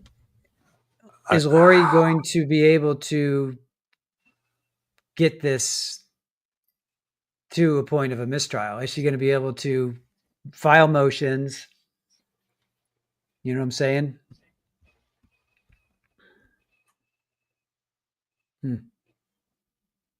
Sorry, I got to take something real quick. I know. And then, yeah. Well, it's not like we're going to break this story open. I mean, that was on the local channel. I'm going to break every story open for the rest of my life. Well, I'm saying if people right here saw this live just now, whatever. Right. But holy cow, he just said that out loud, and oh my gosh. And that's so Phoenix. He's one of the ones that went out the front door because he's over there on the side by the crosswalk. Bus comes up on the other side of the from the parking garage. So I missed him when he came out, and I was looking for him. I was specifically looking for him. How did I miss him? Maybe I didn't get down there fast enough. Yeah, it's everywhere. Runs with scissors. Erase this whole stream. Brad says if they call him in and he wants to, I think he can talk that back really easily. But, well, he would, how? I mean, he would say, yeah, my mind was already made up. And how do you prove that your mind was already made up? Or, you know what? That changed my mind. He said he felt sorry for her. But he still voted her guilty. Yeah. How can you feel, again, if Lori actually had proper representation, they would find that and they would be like, yeah, we're appealing this like right now. Judge, get that juror in. We're gonna. I'm thinking about contacting her and being like, Lori, if you let me help you represent you, you can give me an exclusive interview and we'll be even. We'll just call it even. I've got some hot news for you. I got a hot take. Right. Oh my gosh. This is not good, guys. This is not good because say the judge calls him in and asks for clarification on his statement. He's asked for clarification from this juror before on his texting his daughter right before he asked for very detailed medical questions. And the judge did not ask to see his phone. The judge just accepted his response as is and said, we're going to keep him on the jury. I think he should have kicked him off right then. I think either that or he should have asked to see his phone and be like, all right, show me these text messages between you and your daughter. And, oh, by the way, I want to see your Google search history too. Yeah. But he voted guilty. I told you Juror 15 was going to be an issue. I told you. You called it from the get-go, from the very first day. I know. But okay, somebody else tell me how old they think he is from that interview. Like, was I off in my estimation? No, I would say, I'd say between 60 and 65. I put him there. Okay. All right. Yeah. All right. You had a question. Okay. I had a question. Let me think for a second. He voted, okay. It would be Lori's side that would say, wait a minute, mistrial. State's not going to say, because he ultimately ended up, yes, he did listen to something before he came to his verdict, but then people are saying he said the closing argument changed his mind. He still did not listen to the admonishment. He still went against what the judge said every day. So he broke the law. He broke the rules. So could he be found in contempt? Again, if Lori had proper representation, I absolutely would be having that guy hauled in and being just like in Maya Kowalski with they brought in that one juror, the guy who dressed all fancy. Ashley Benefield, they called in jurors because there was some hanky-panky going on there.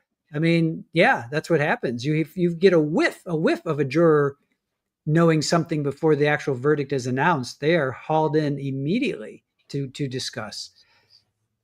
But again, Lori doesn't have proper representation, so I don't think she's going to be able to figure it out. I saw Pam Hicks and the other co-advisory council leaving the courthouse, and I almost went up to them and approached them, but I've been respectful of them the whole time. But I almost wanted to ask her, are you representing her in the Brandon Boudreaux trial also? I wanted to ask her that so bad. And then I'm like, and then if she had said, no, I'm not, I would have been like, okay, you want to do an interview? She would have probably said no, but I'm learning it doesn't hurt to ask. Yeah. And then be prepared for when they say yes. Exactly. Right. I thought you were going to say no. Wait, what am I supposed to ask you now? Yeah. Be ready for the yes. I've discovered that with iPhones, it works for about audio is great up until your arm's length. Anything past your arm's length, it's crap. So be prepared for that. If you're going to interview somebody, make sure it's like arm's length away. Gotcha. I have concerns. I definitely have concerns. I'm not completely. Well, the first excuse he's going to make is, "Oh, I misspoke. I didn't mean that." Mm-hmm. I mean, that's going to be his first excuse. And the question is, do we believe it, and does the judge believe it? Yeah, and I still think. I mean, state's not going to bring him in. State's going to be like, "Hey, whatever. You voted for us." It would be Lori's team that would be like, "Wait a minute, we got to get him in, and we got to question him." And did he, in fact, he could have hung the jury if he was staunch in his belief of like, no, what I heard outside of evidence affected my decision, then that's a mistrial, right? Because he went outside of the evidence and that affected his decision. So, but if he's like, no, you know what? I heard this, but I viewed the evidence and I'm going to stand by. Yeah, I feel sorry for her. I felt sorry for her, but I'm going to stand by. I viewed the evidence and I'm still going to say she was guilty. I mean, I guess he could say that, right? Yeah, I guess. I felt sorry for her, but I still thought she was guilty. Yeah. I guess you can, if anything, he should be held in contempt or something because he totally just disrespected the judge and didn't listen and the court system. And he just did what he wanted to do. He did not adhere to the admonishment. And how many more other times did he Google and search? He's just admitting to one. How do we know there wasn't every day he was like checking things out? We don't know. Sinbad, what's the worst thing that can happen to her if there is a mistrial and they take her back to trial? More time away from Idaho. I've heard that Idaho prisons are more cushy, and she actually wants to get back to Idaho as soon as she can. Even she's in Estrella, which is the Spanish word for star section of the Maricopa County Jail. And that's probably no bed of roses.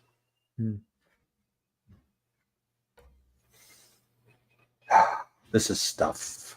I wish I had gotten that scoop though, but she asked a couple of good questions there. And I learned today by watching some of the other reporters question the jurors from afar. I was far away, but they had some good questions. And then when Kay came up, they had some good questions for her, and Jerry, they had some good questions for him. So I'm learning. Every day is a learning experience. Absolutely. So we're the only ones that are worried. All right.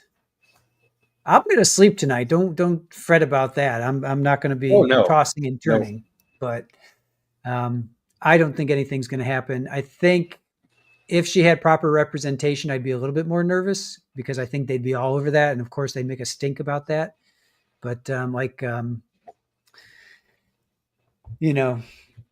think, I don't know. Well, Ken, are you still in our chat? What would you do if you were a lawyer and that happened to your client? Oh yeah. Good question. Would you? Which one is his client though? Is it the defendant or is it the juror? Is like did the juror hire an attorney because he's like, oh shit, I may have screwed up there. Yeah, no, I would say the defendant. If Lori was your client and you saw that and you were like, wait a minute, you had empathy for my client before the verdicts, which means you were searching, which you were not supposed to. I don't know. I think there's something's got to be in there for a good lawyer to at least, dig into, at least get him in and question him. Yeah, absolutely. I mean, what would it hurt to get him in and to, like I said, the Maya trial, they brought in, I think he might've been the foreperson. That's where Jules got her Notorious Jules thing from. And then also Ashley Benefield. I think it was a brother of a juror was posting something before the jury came, or before the verdict came in. They're going to vote guilty, they brought him in, Right. Okay. Ken saying, check mod chat for a little something. And there's a question you guys might be able to clarify. All right.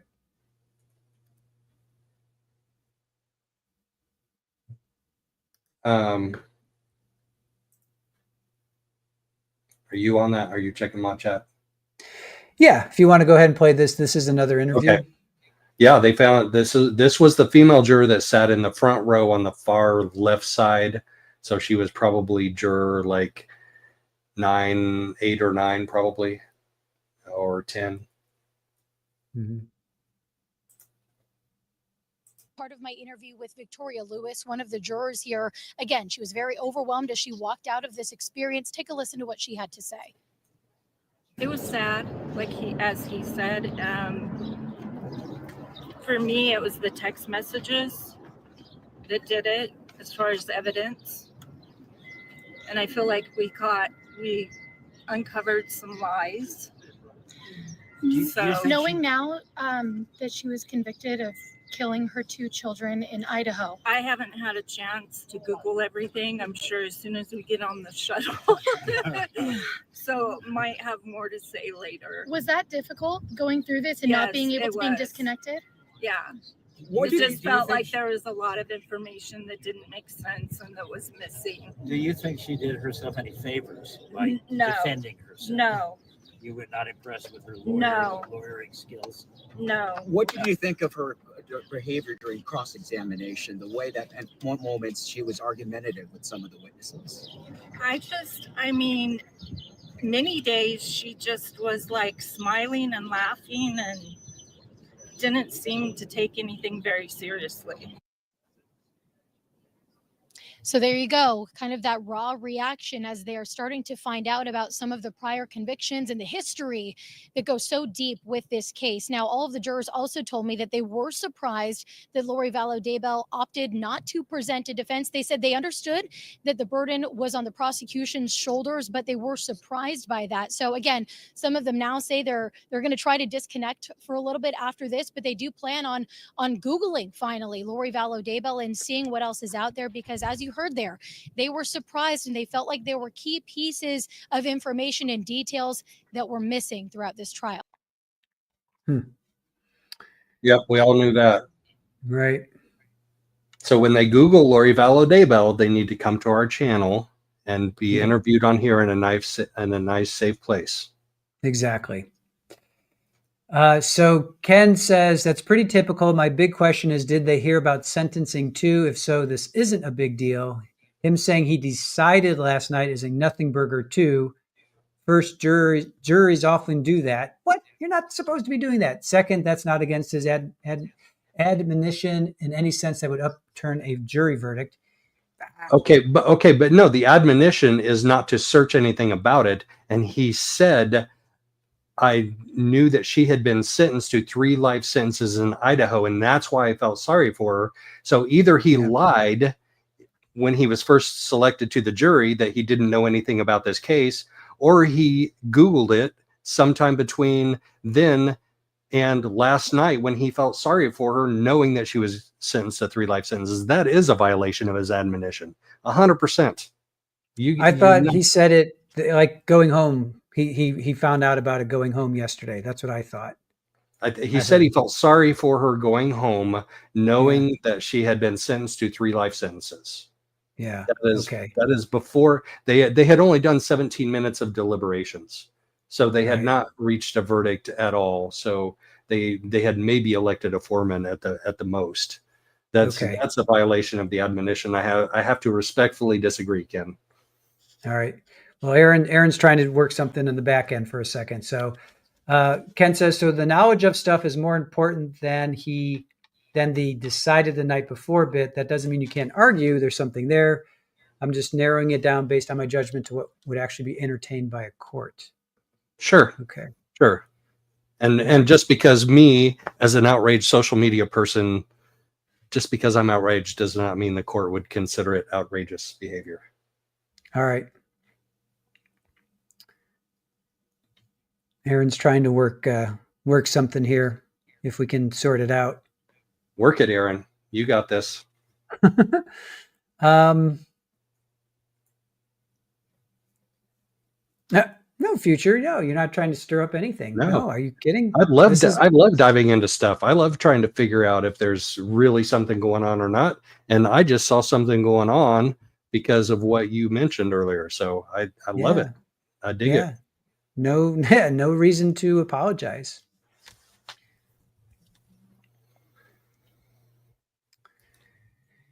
That could be nothing burger, could be a bombshell, could be something in between.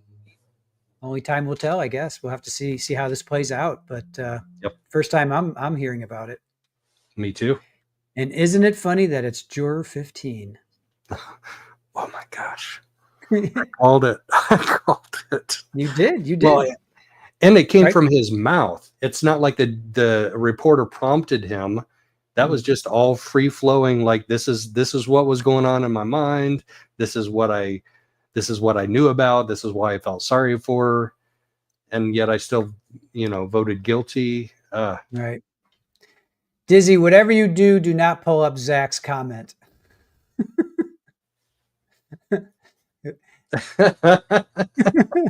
Whatever you do, do not pull up Zach's comment. I did it. I did that. Foiled again. Zach, I got foiled again.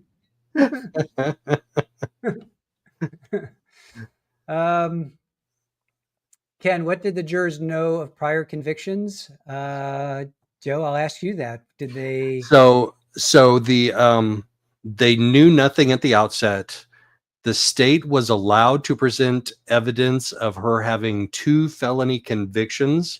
They could not say for what. Up to 2 felony convictions. They could not say for what. And to my knowledge, I was there every day in trial. They never did mention her felony convictions or any convictions of anything throughout the course of the trial. They had the freedom to mention up to 2. Judge Beresky put that limitation on them in a pretrial hearing, and they never utilized it. Mm-hmm. Yes, I concur. I remember that hearing where they said that, and then I also do not remember them. She walked that line. She tiptoed up to that door. There were a couple times where it could have been broken open, but she stopped, or the jury left, and then the judge says, "Are you sure you want to open that door? Because are you sure?" So she walked a fine line, but yeah, we never did hear. And I would love to ask any of those jurors. One of my first questions would be, Tylee was 17 at the time, 6 years ago. So she's, 22-ish now. Why isn't she testifying in your defense? Where is Tylee? Where is this daughter of yours? That would be like one of the first questions I would have. Yeah. As I sat back, not that they could answer it, but as you sat around, hey, let's look at the evidence. Let's look at the evidence. I'd be like, where the heck is Tylee? Why didn't Tylee come in to testify? What the heck? Right. You would think, you would have thought, and I get JJ was too young. Alex is gone. I think they knew that, right? She said he had a heart attack or something, I think, in opening statements or something like that. It was an embolism. Or yeah. Okay. Right. I'm sorry. But she did say that I thought we knew that he was no longer. Right. But maybe this was actually a good defense strategy, because she, in the end, decided not to present any evidence or any witness testimony. And we just heard from a juror that that actually impacted her. I think that was the blonde chick that she didn't. Oh, that's another impactful statement from a juror, because you're not supposed to let that impact you, that a defendant does not testify on their own behalf. And I'm pretty sure that blonde chick we just saw said that it impacted me, that she didn't present any evidence or testify on her behalf. She's not allowed to consider that. So there's another open door. Oh my gosh, we've got 2 in 2 interviews. We've got Wow. We've got 2 ticking time bombs in 2 interviews. I missed the one. I missed the one that the blonde said. I heard that she said she was put off, that Lori was not taking it serious and was laughing. I did not. I'm gonna have to go back and check that. All right. The text messages impacted her. Okay. One of the testimonies we just saw said that the fact that she didn't testify on her own behalf impacted them. I thought it was that blonde gal, but maybe it wasn't. Mm-hmm. I'm going to have to go back and review. Not this second. I'll save that for probably like 3 a.m. when I can't sleep. Right. Because, and you know why I can't sleep? Because I've been getting up at 3 a.m. for a little bit now to go sit on the steps at the courthouse. Right. That was so, I'm just going to share this one more time, because that was so disappointing. I've been to every day of trial, every single day of trial. And I get to the point at the end of the trial where I'm supposed to be a reporter, and my technology fails me.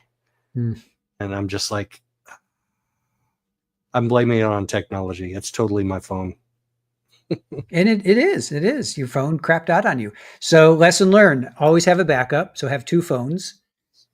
Know the elements, whether it's cold, hot, rainy, dry. Know the elements. What else? Maybe bring an umbrella, whether it's hot or rainy. Right. Always see what the other reporters are doing, and then kind of follow suit. Battery pack, right? That's a good idea. Battery pack. I did have a battery pack. I did have that. Yep. I mean, it's every situation. There's going to be something where life throws you a curveball, right? And you just, it's how you dodge it. A gimbal, definitely. Yep. Aaron reminded me, a gimbal is definitely that helps. Always wear clean underwear. Be Best like Charles. advice ever. Right. Be like Charles and bring a bag full of underwear. No, it was Alex. I'm sorry. What did I say, Charles? Jesus. Sorry, Charles. Alex. Be like Alex. Maybe a juice. We don't even know if that underwear was clean or dirty. I know, right? Look both ways before crossing. Pro tip. Exactly. Yeah. All right. Well, you did Delphi. I almost said Nephi. You did Delphi, right? There was crazy things going on. We weren't following you at that point. So tell us a little bit about that. What were some things that went on there? So Delphi, I did a boots on the ground in Delphi, and I did a couple of days at the courthouse, and then I went out to the Monon High Bridge, and I walked along the Monon High Bridge trail from the Freedom Bridge at first, and then I tried to go out across the Monon High Bridge, and they have it improved now, so you can't go across, so you go around across the creek. But bottom line is there were two technology issues that hit me there. Mm-hmm. One of them was the cell phone coverage for T-Mobile, which is my service carrier, was crappy. So my lives kept cutting out. So people were watching my lives as I was going down and walking across the creek and walking up to the south end of the Monon High Bridge, but they would keep cutting out. And by the time I got to the Monon High Bridge, the cell coverage was so poor that I couldn't even do a live. So I started recording video, and I'm like, I can record video. Right. And like 3/4 of the way down the hill, down the second hill, I ran out of memory on my phone.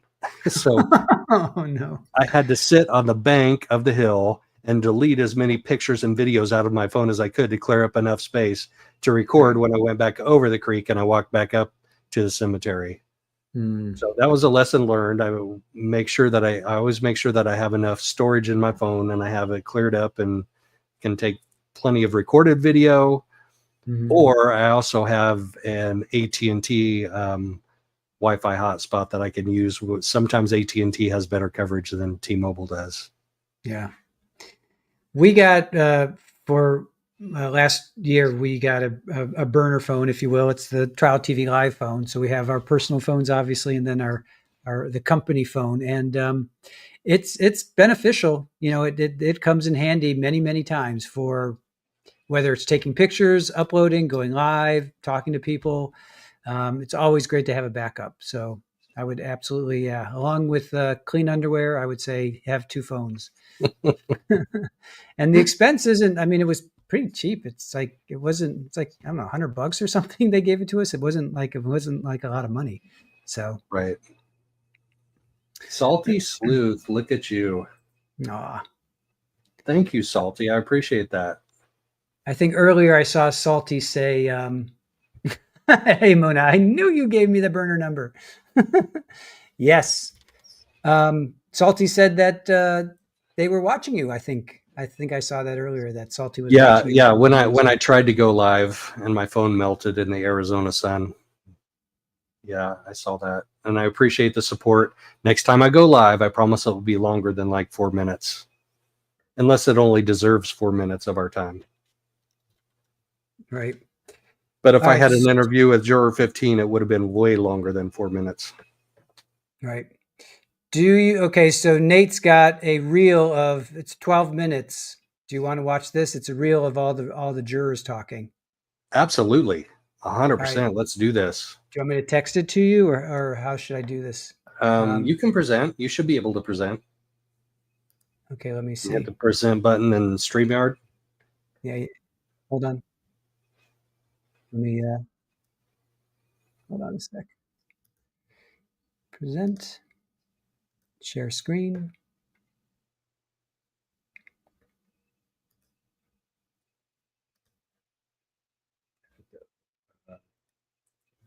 There you go. All right. Closed captioning is on. Let's check this out. Walking out now, I think you're knowing how high profile this case was. What's going through your head?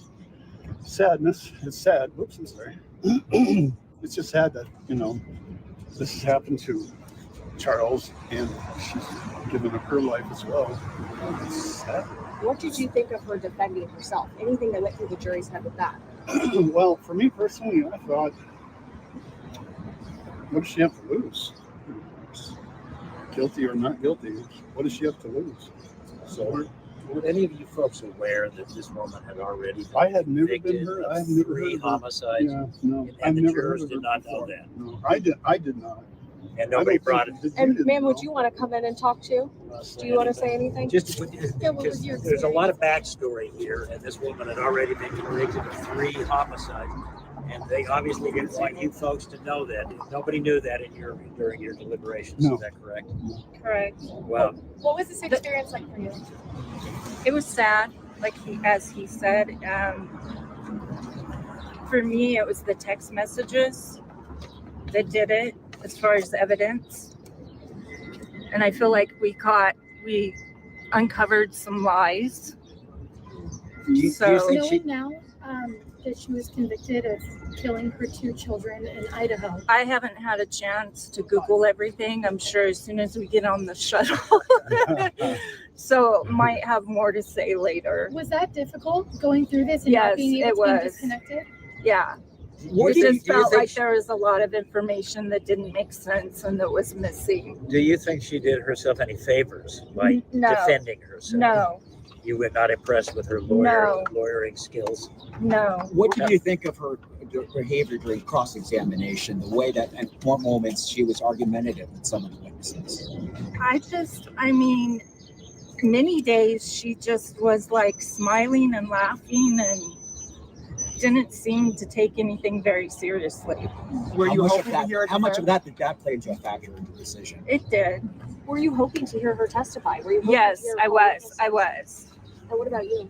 I didn't understand why she didn't call anyone. Yeah. To be honest with you. I don't get Or that. why she didn't have I know she made a statement about the only family that was interviewed was her estranged brother, and why wasn't her parents or her sister, but yet she didn't call them.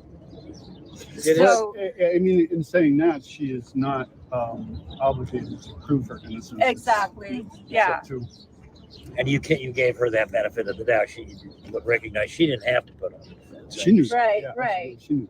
Was the fact that she didn't put up a defense or take the stand in her own defense part of your deliberation at all? Did it was all evidence. It was all evidence that was produced and presented to us.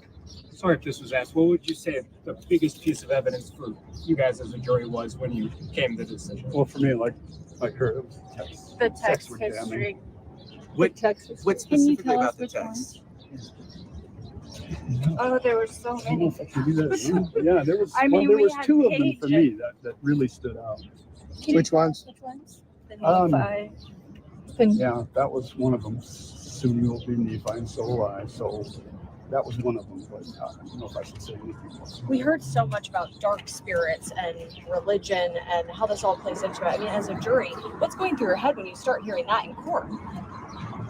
For me, that didn't really play a big role because you have to have evidence of conspiracy, and that is not evidence of conspiracy to me. Was it somebody? Was it unusual for you guys to? I mean, you're talking about her brother Alex, the guy who actually did that was the triggerman. So many players were referenced in this trial, and you never saw them, and never heard Correct. from them. That had to be confusing when It you was guys got very back in the jury room. Yeah. Yeah, it was very confusing. What did It just felt like there was so much of the story that was missing.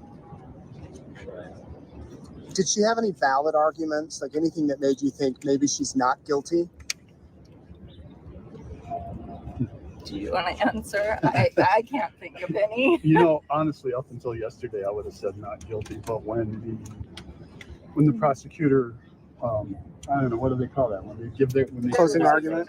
Yeah. Yes, the closing Connected argument. the That's dots. really there's a few things she said in there. And when I looked them up today, I was like, oh yeah, that's bad.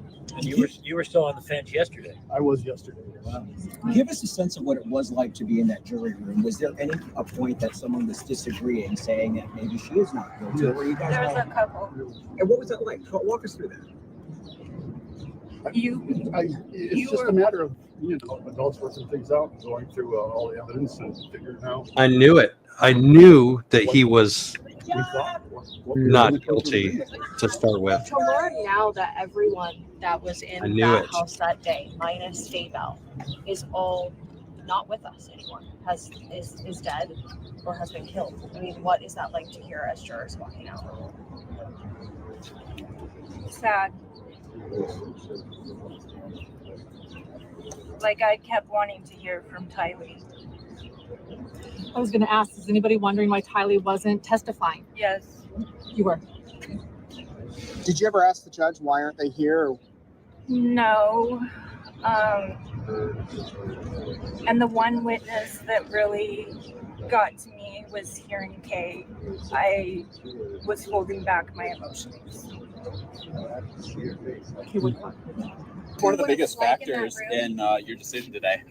One of the biggest factors was probably when we were sitting there, whenever they would ask a question about the Mormon stuff and all that, she would just kind of look at us and smile and smirk.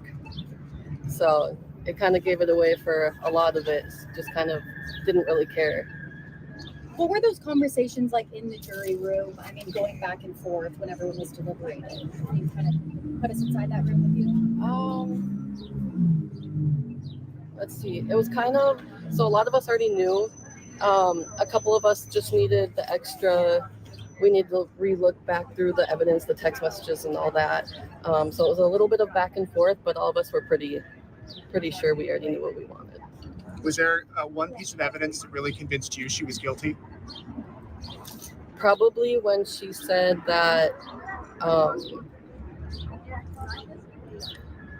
he was Ned before they got rid of him. That was probably the part where we were like, okay, now it's real. Did you ever wonder why Tylee wasn't testifying as a witness? Yes. We didn't really have much to say about it though, because we didn't really know anything, why she didn't, stuff like that. And do you understand now that every other witness that was there that day is now dead? Yes. When did you learn that? At the end, when we first were walking out, everyone was talking about it, and we got told to look up her previous stuff so that we were aware. And in that jury room, this woman's been convicted of 3 homicides. You guys didn't know that. We did not. None of you guys knew that. Correct. Yeah. Yep. And then hearing all the missing pieces in the trial, the people who didn't testify. There were a lot of holes when you went into the jury room. Yeah. Were not explained to you. Yes. Must have made it more difficult. It did, which is why we went back through everything just to make sure we didn't miss anything, to make sure that we were 100% on what we were choosing to do. Was there anything that made you think she might not be guilty?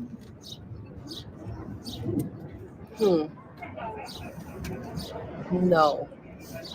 When you went back to the deliberation room, were there any jurors that were uncertain and some that were certain? Where did you start? What was the foundation for deliberations?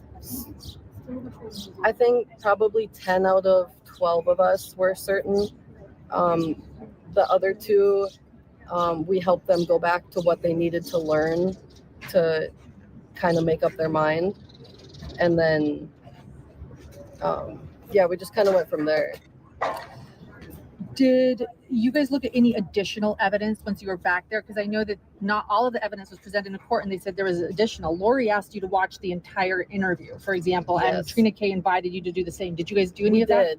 We did. That was actually one of the first things we did, because what we saw was only clip-its. And going back through it, it was actually kind of the whole interview that was like that. She asked us to watch the whole thing, but the whole thing was pretty much those clip-its, other than her laughing, smiling about, she was kind of just at peace. Like, she was just sitting there, her legs were crossed. She was sitting all the way up on the seat with no shoes on, just her legs were crossed like she was in her own home. Lori made a big deal out of being called nonchalant or calm throughout the entire trial. Didn't think it was really fair. Was that something that affected you guys, her calmness or nonchalantness? Oh, nonchalant. Being that calm when everything happened. Right. It's not something that you would normally be calm about. You'd expect to be sad asking how your brother's doing since he was the one that got injured during it too. She didn't do any of that. She already knew it happened and she just went with it like that. Did you want her to testify? I guess I don't know. Yes, seeing Charles's sister's reaction when they did say she pled guilty was really relieving. It made all of us feel really good that they got justice. Can we get your first and last name? Natasha Smith. Natasha Smith. Also known as Tosh Reed Tucker, though. Tosh Reed Tucker. Yes. Can you spell that? TASS. And then my last name is Reed Tucker, REED-Tucker. Do you plan to go watch a bunch of stuff about this case now, or are you? Yes, I believe we're told that there's a Netflix documentary, and you can basically just Google it. Everything will pop up. So that's probably what I'm going to do when I get home. You're gonna die. Yeah, And you really didn't know anything about this case coming on as a juror? No, and I told my grandma that I got requested for jury, and she asked if I know anything about it. I told her the name, and her jaw dropped. Like I was supposed to know who she was. Like she thought it was insane that I didn't know what was happening. But I just moved here 2 years ago as of March, so I didn't really know anything to begin with. But my grandma did, and she thought I was just crazy for not knowing. Where'd you live previously? Minnesota. And so your grandmother was able to keep a tight lip on She things? did, yes, she did. Fun discussion with her Yeah, and I actually see her tonight too, because my mom just flew in from Minnesota, so I'm gonna go see them after this, and we're probably gonna watch everything. I have a lot to talk about. Yeah. Okay. So she just said that she talked to her grandmother when she first got jury selected, and her grandmother's jaw dropped. So she literally told her grandmother that I'm going to be on the Lori Daybell trial. Right.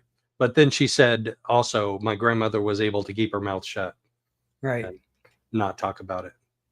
What is with these jurors? They're not supposed to say anything. They're not supposed to talk to Right? anybody. They're talking to everybody left and right. I would like to have her on. She seemed really cool. I like. Yeah. You know, she gave her name, so she might be open for an interview. I'm gonna. Yeah, Tosh Reed Tucker. Yep, I'm gonna put my research staff on that. All right, I like that. Tosh Reed Tucker, please come on and talk to us. Absolutely. Wow. That was probably the most rational of the 3 interviews we saw. Yeah. Between the blonde and juror 15. I mean, she was very thoughtful when she was asked a question. She thought about it for a second and then answered very honestly and earnestly. I like that. I like that juror. Mm-hmm. Yeah, I do too. Natasha Reed Tucker. What a wild saga. Yeah, this trial, man. Lori she's like one of those cases that she just, it's like Sarah Boone. She just keeps giving content, you know, I mean, right. There's just always something. Aw, detective's daughter. Oh, thank you. Like you just think, yeah, it's just there's never a boring trial. There's never such thing as a boring trial, but some trials just are so weird. And this one is just keeps giving content. Look how much we got tonight. You got clips to make. You got to blow the lid off of what Juror 15 said. But then he said something different. So those are 2 interviews we watched of his. He gave 2 interviews, right? That wasn't the same one we watched before. Where he No. Yep, no. So he got pulled off to the side after that or before that. Yeah. And when they asked him in that big group interview with all those cameras and next to the other juror, and they said, so nobody in the jury knew about that ahead of time, right? And I thought his answer was a little mealy mouthed. Like he was like, oh yeah, no, of course nobody did. He didn't say of course, but I didn't think that it was like an assertive answer. Oh no, of course nobody knew. Right. Yeah, we weren't supposed to. We didn't know.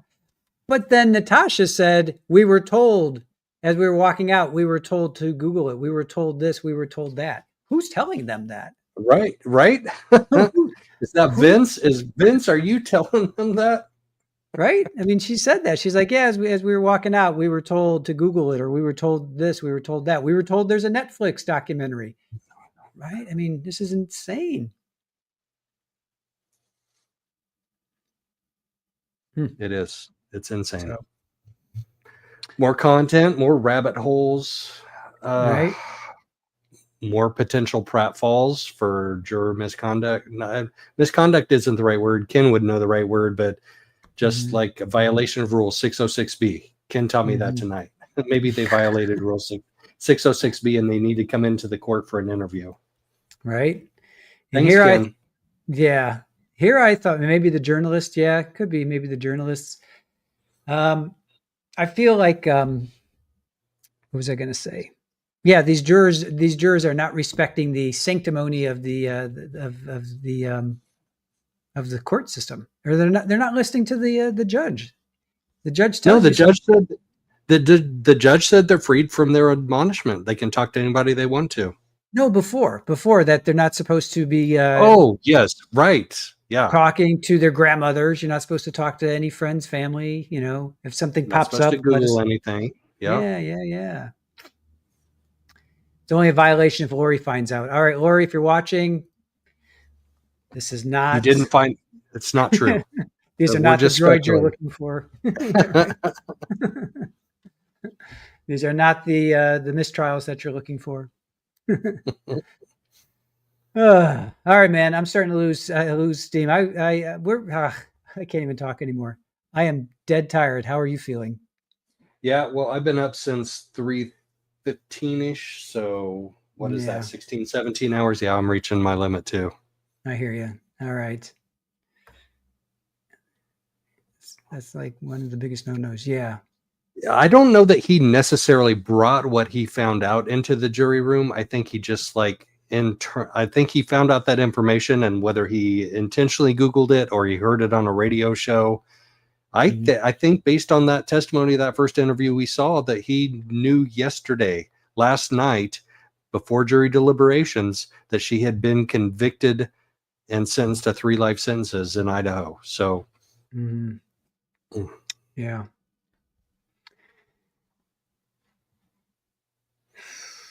Yeah, 88 keys. I do need a good night's sleep.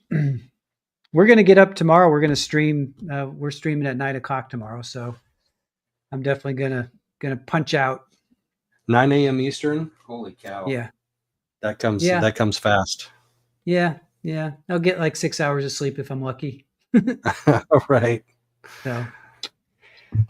All right, Joe. Thank you for everything that you did. This is our last. Wait a minute. This is our last stream until Brandon.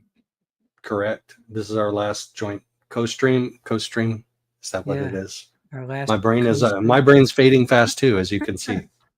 I know, Joe. Thank you so much. I really appreciate everything that you did. I'm so happy that we made this connection. Yeah, Moonchild. I second that. Thank you for what you did for us for this trial. And we are looking forward to collaborating, if not on Brandon, then any other trial. Do you just do Arizona trials, or are you traveling around?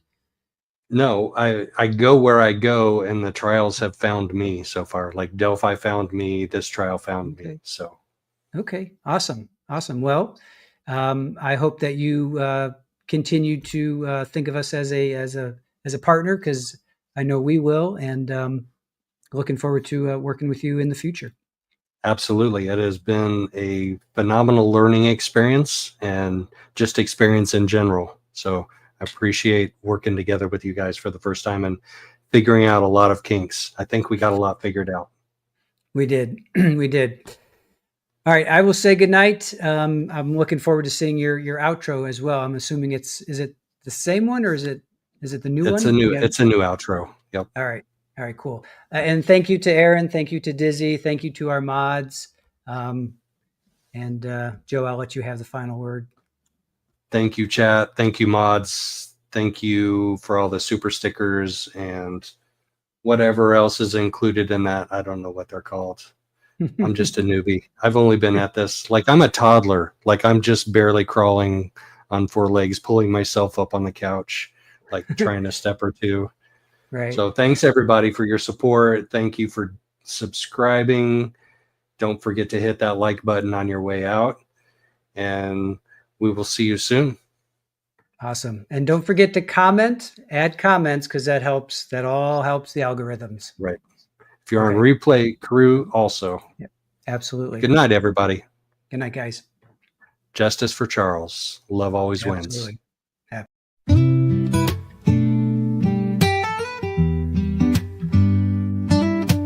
Good evening. Come and find you a seat. Grab yourself a cup of joe and put up your feet. Let's talk about the latest news and all about true crime. We can make a difference if we put in the time.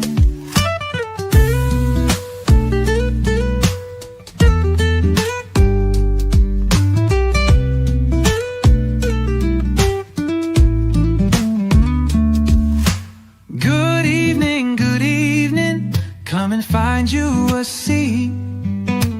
Grab yourself a cup of joe and put up your feet. Let's talk about the latest news and all about true crime. We can make a difference if we put in the time.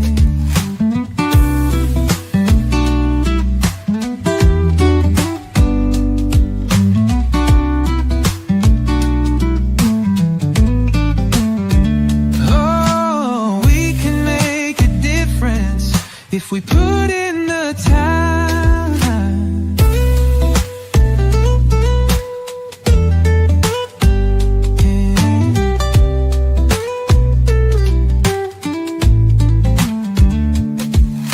Good evening. Come and find you a seat. Grab yourself a cup of joe and put up your feet. Let's talk about the latest news and all about true crime.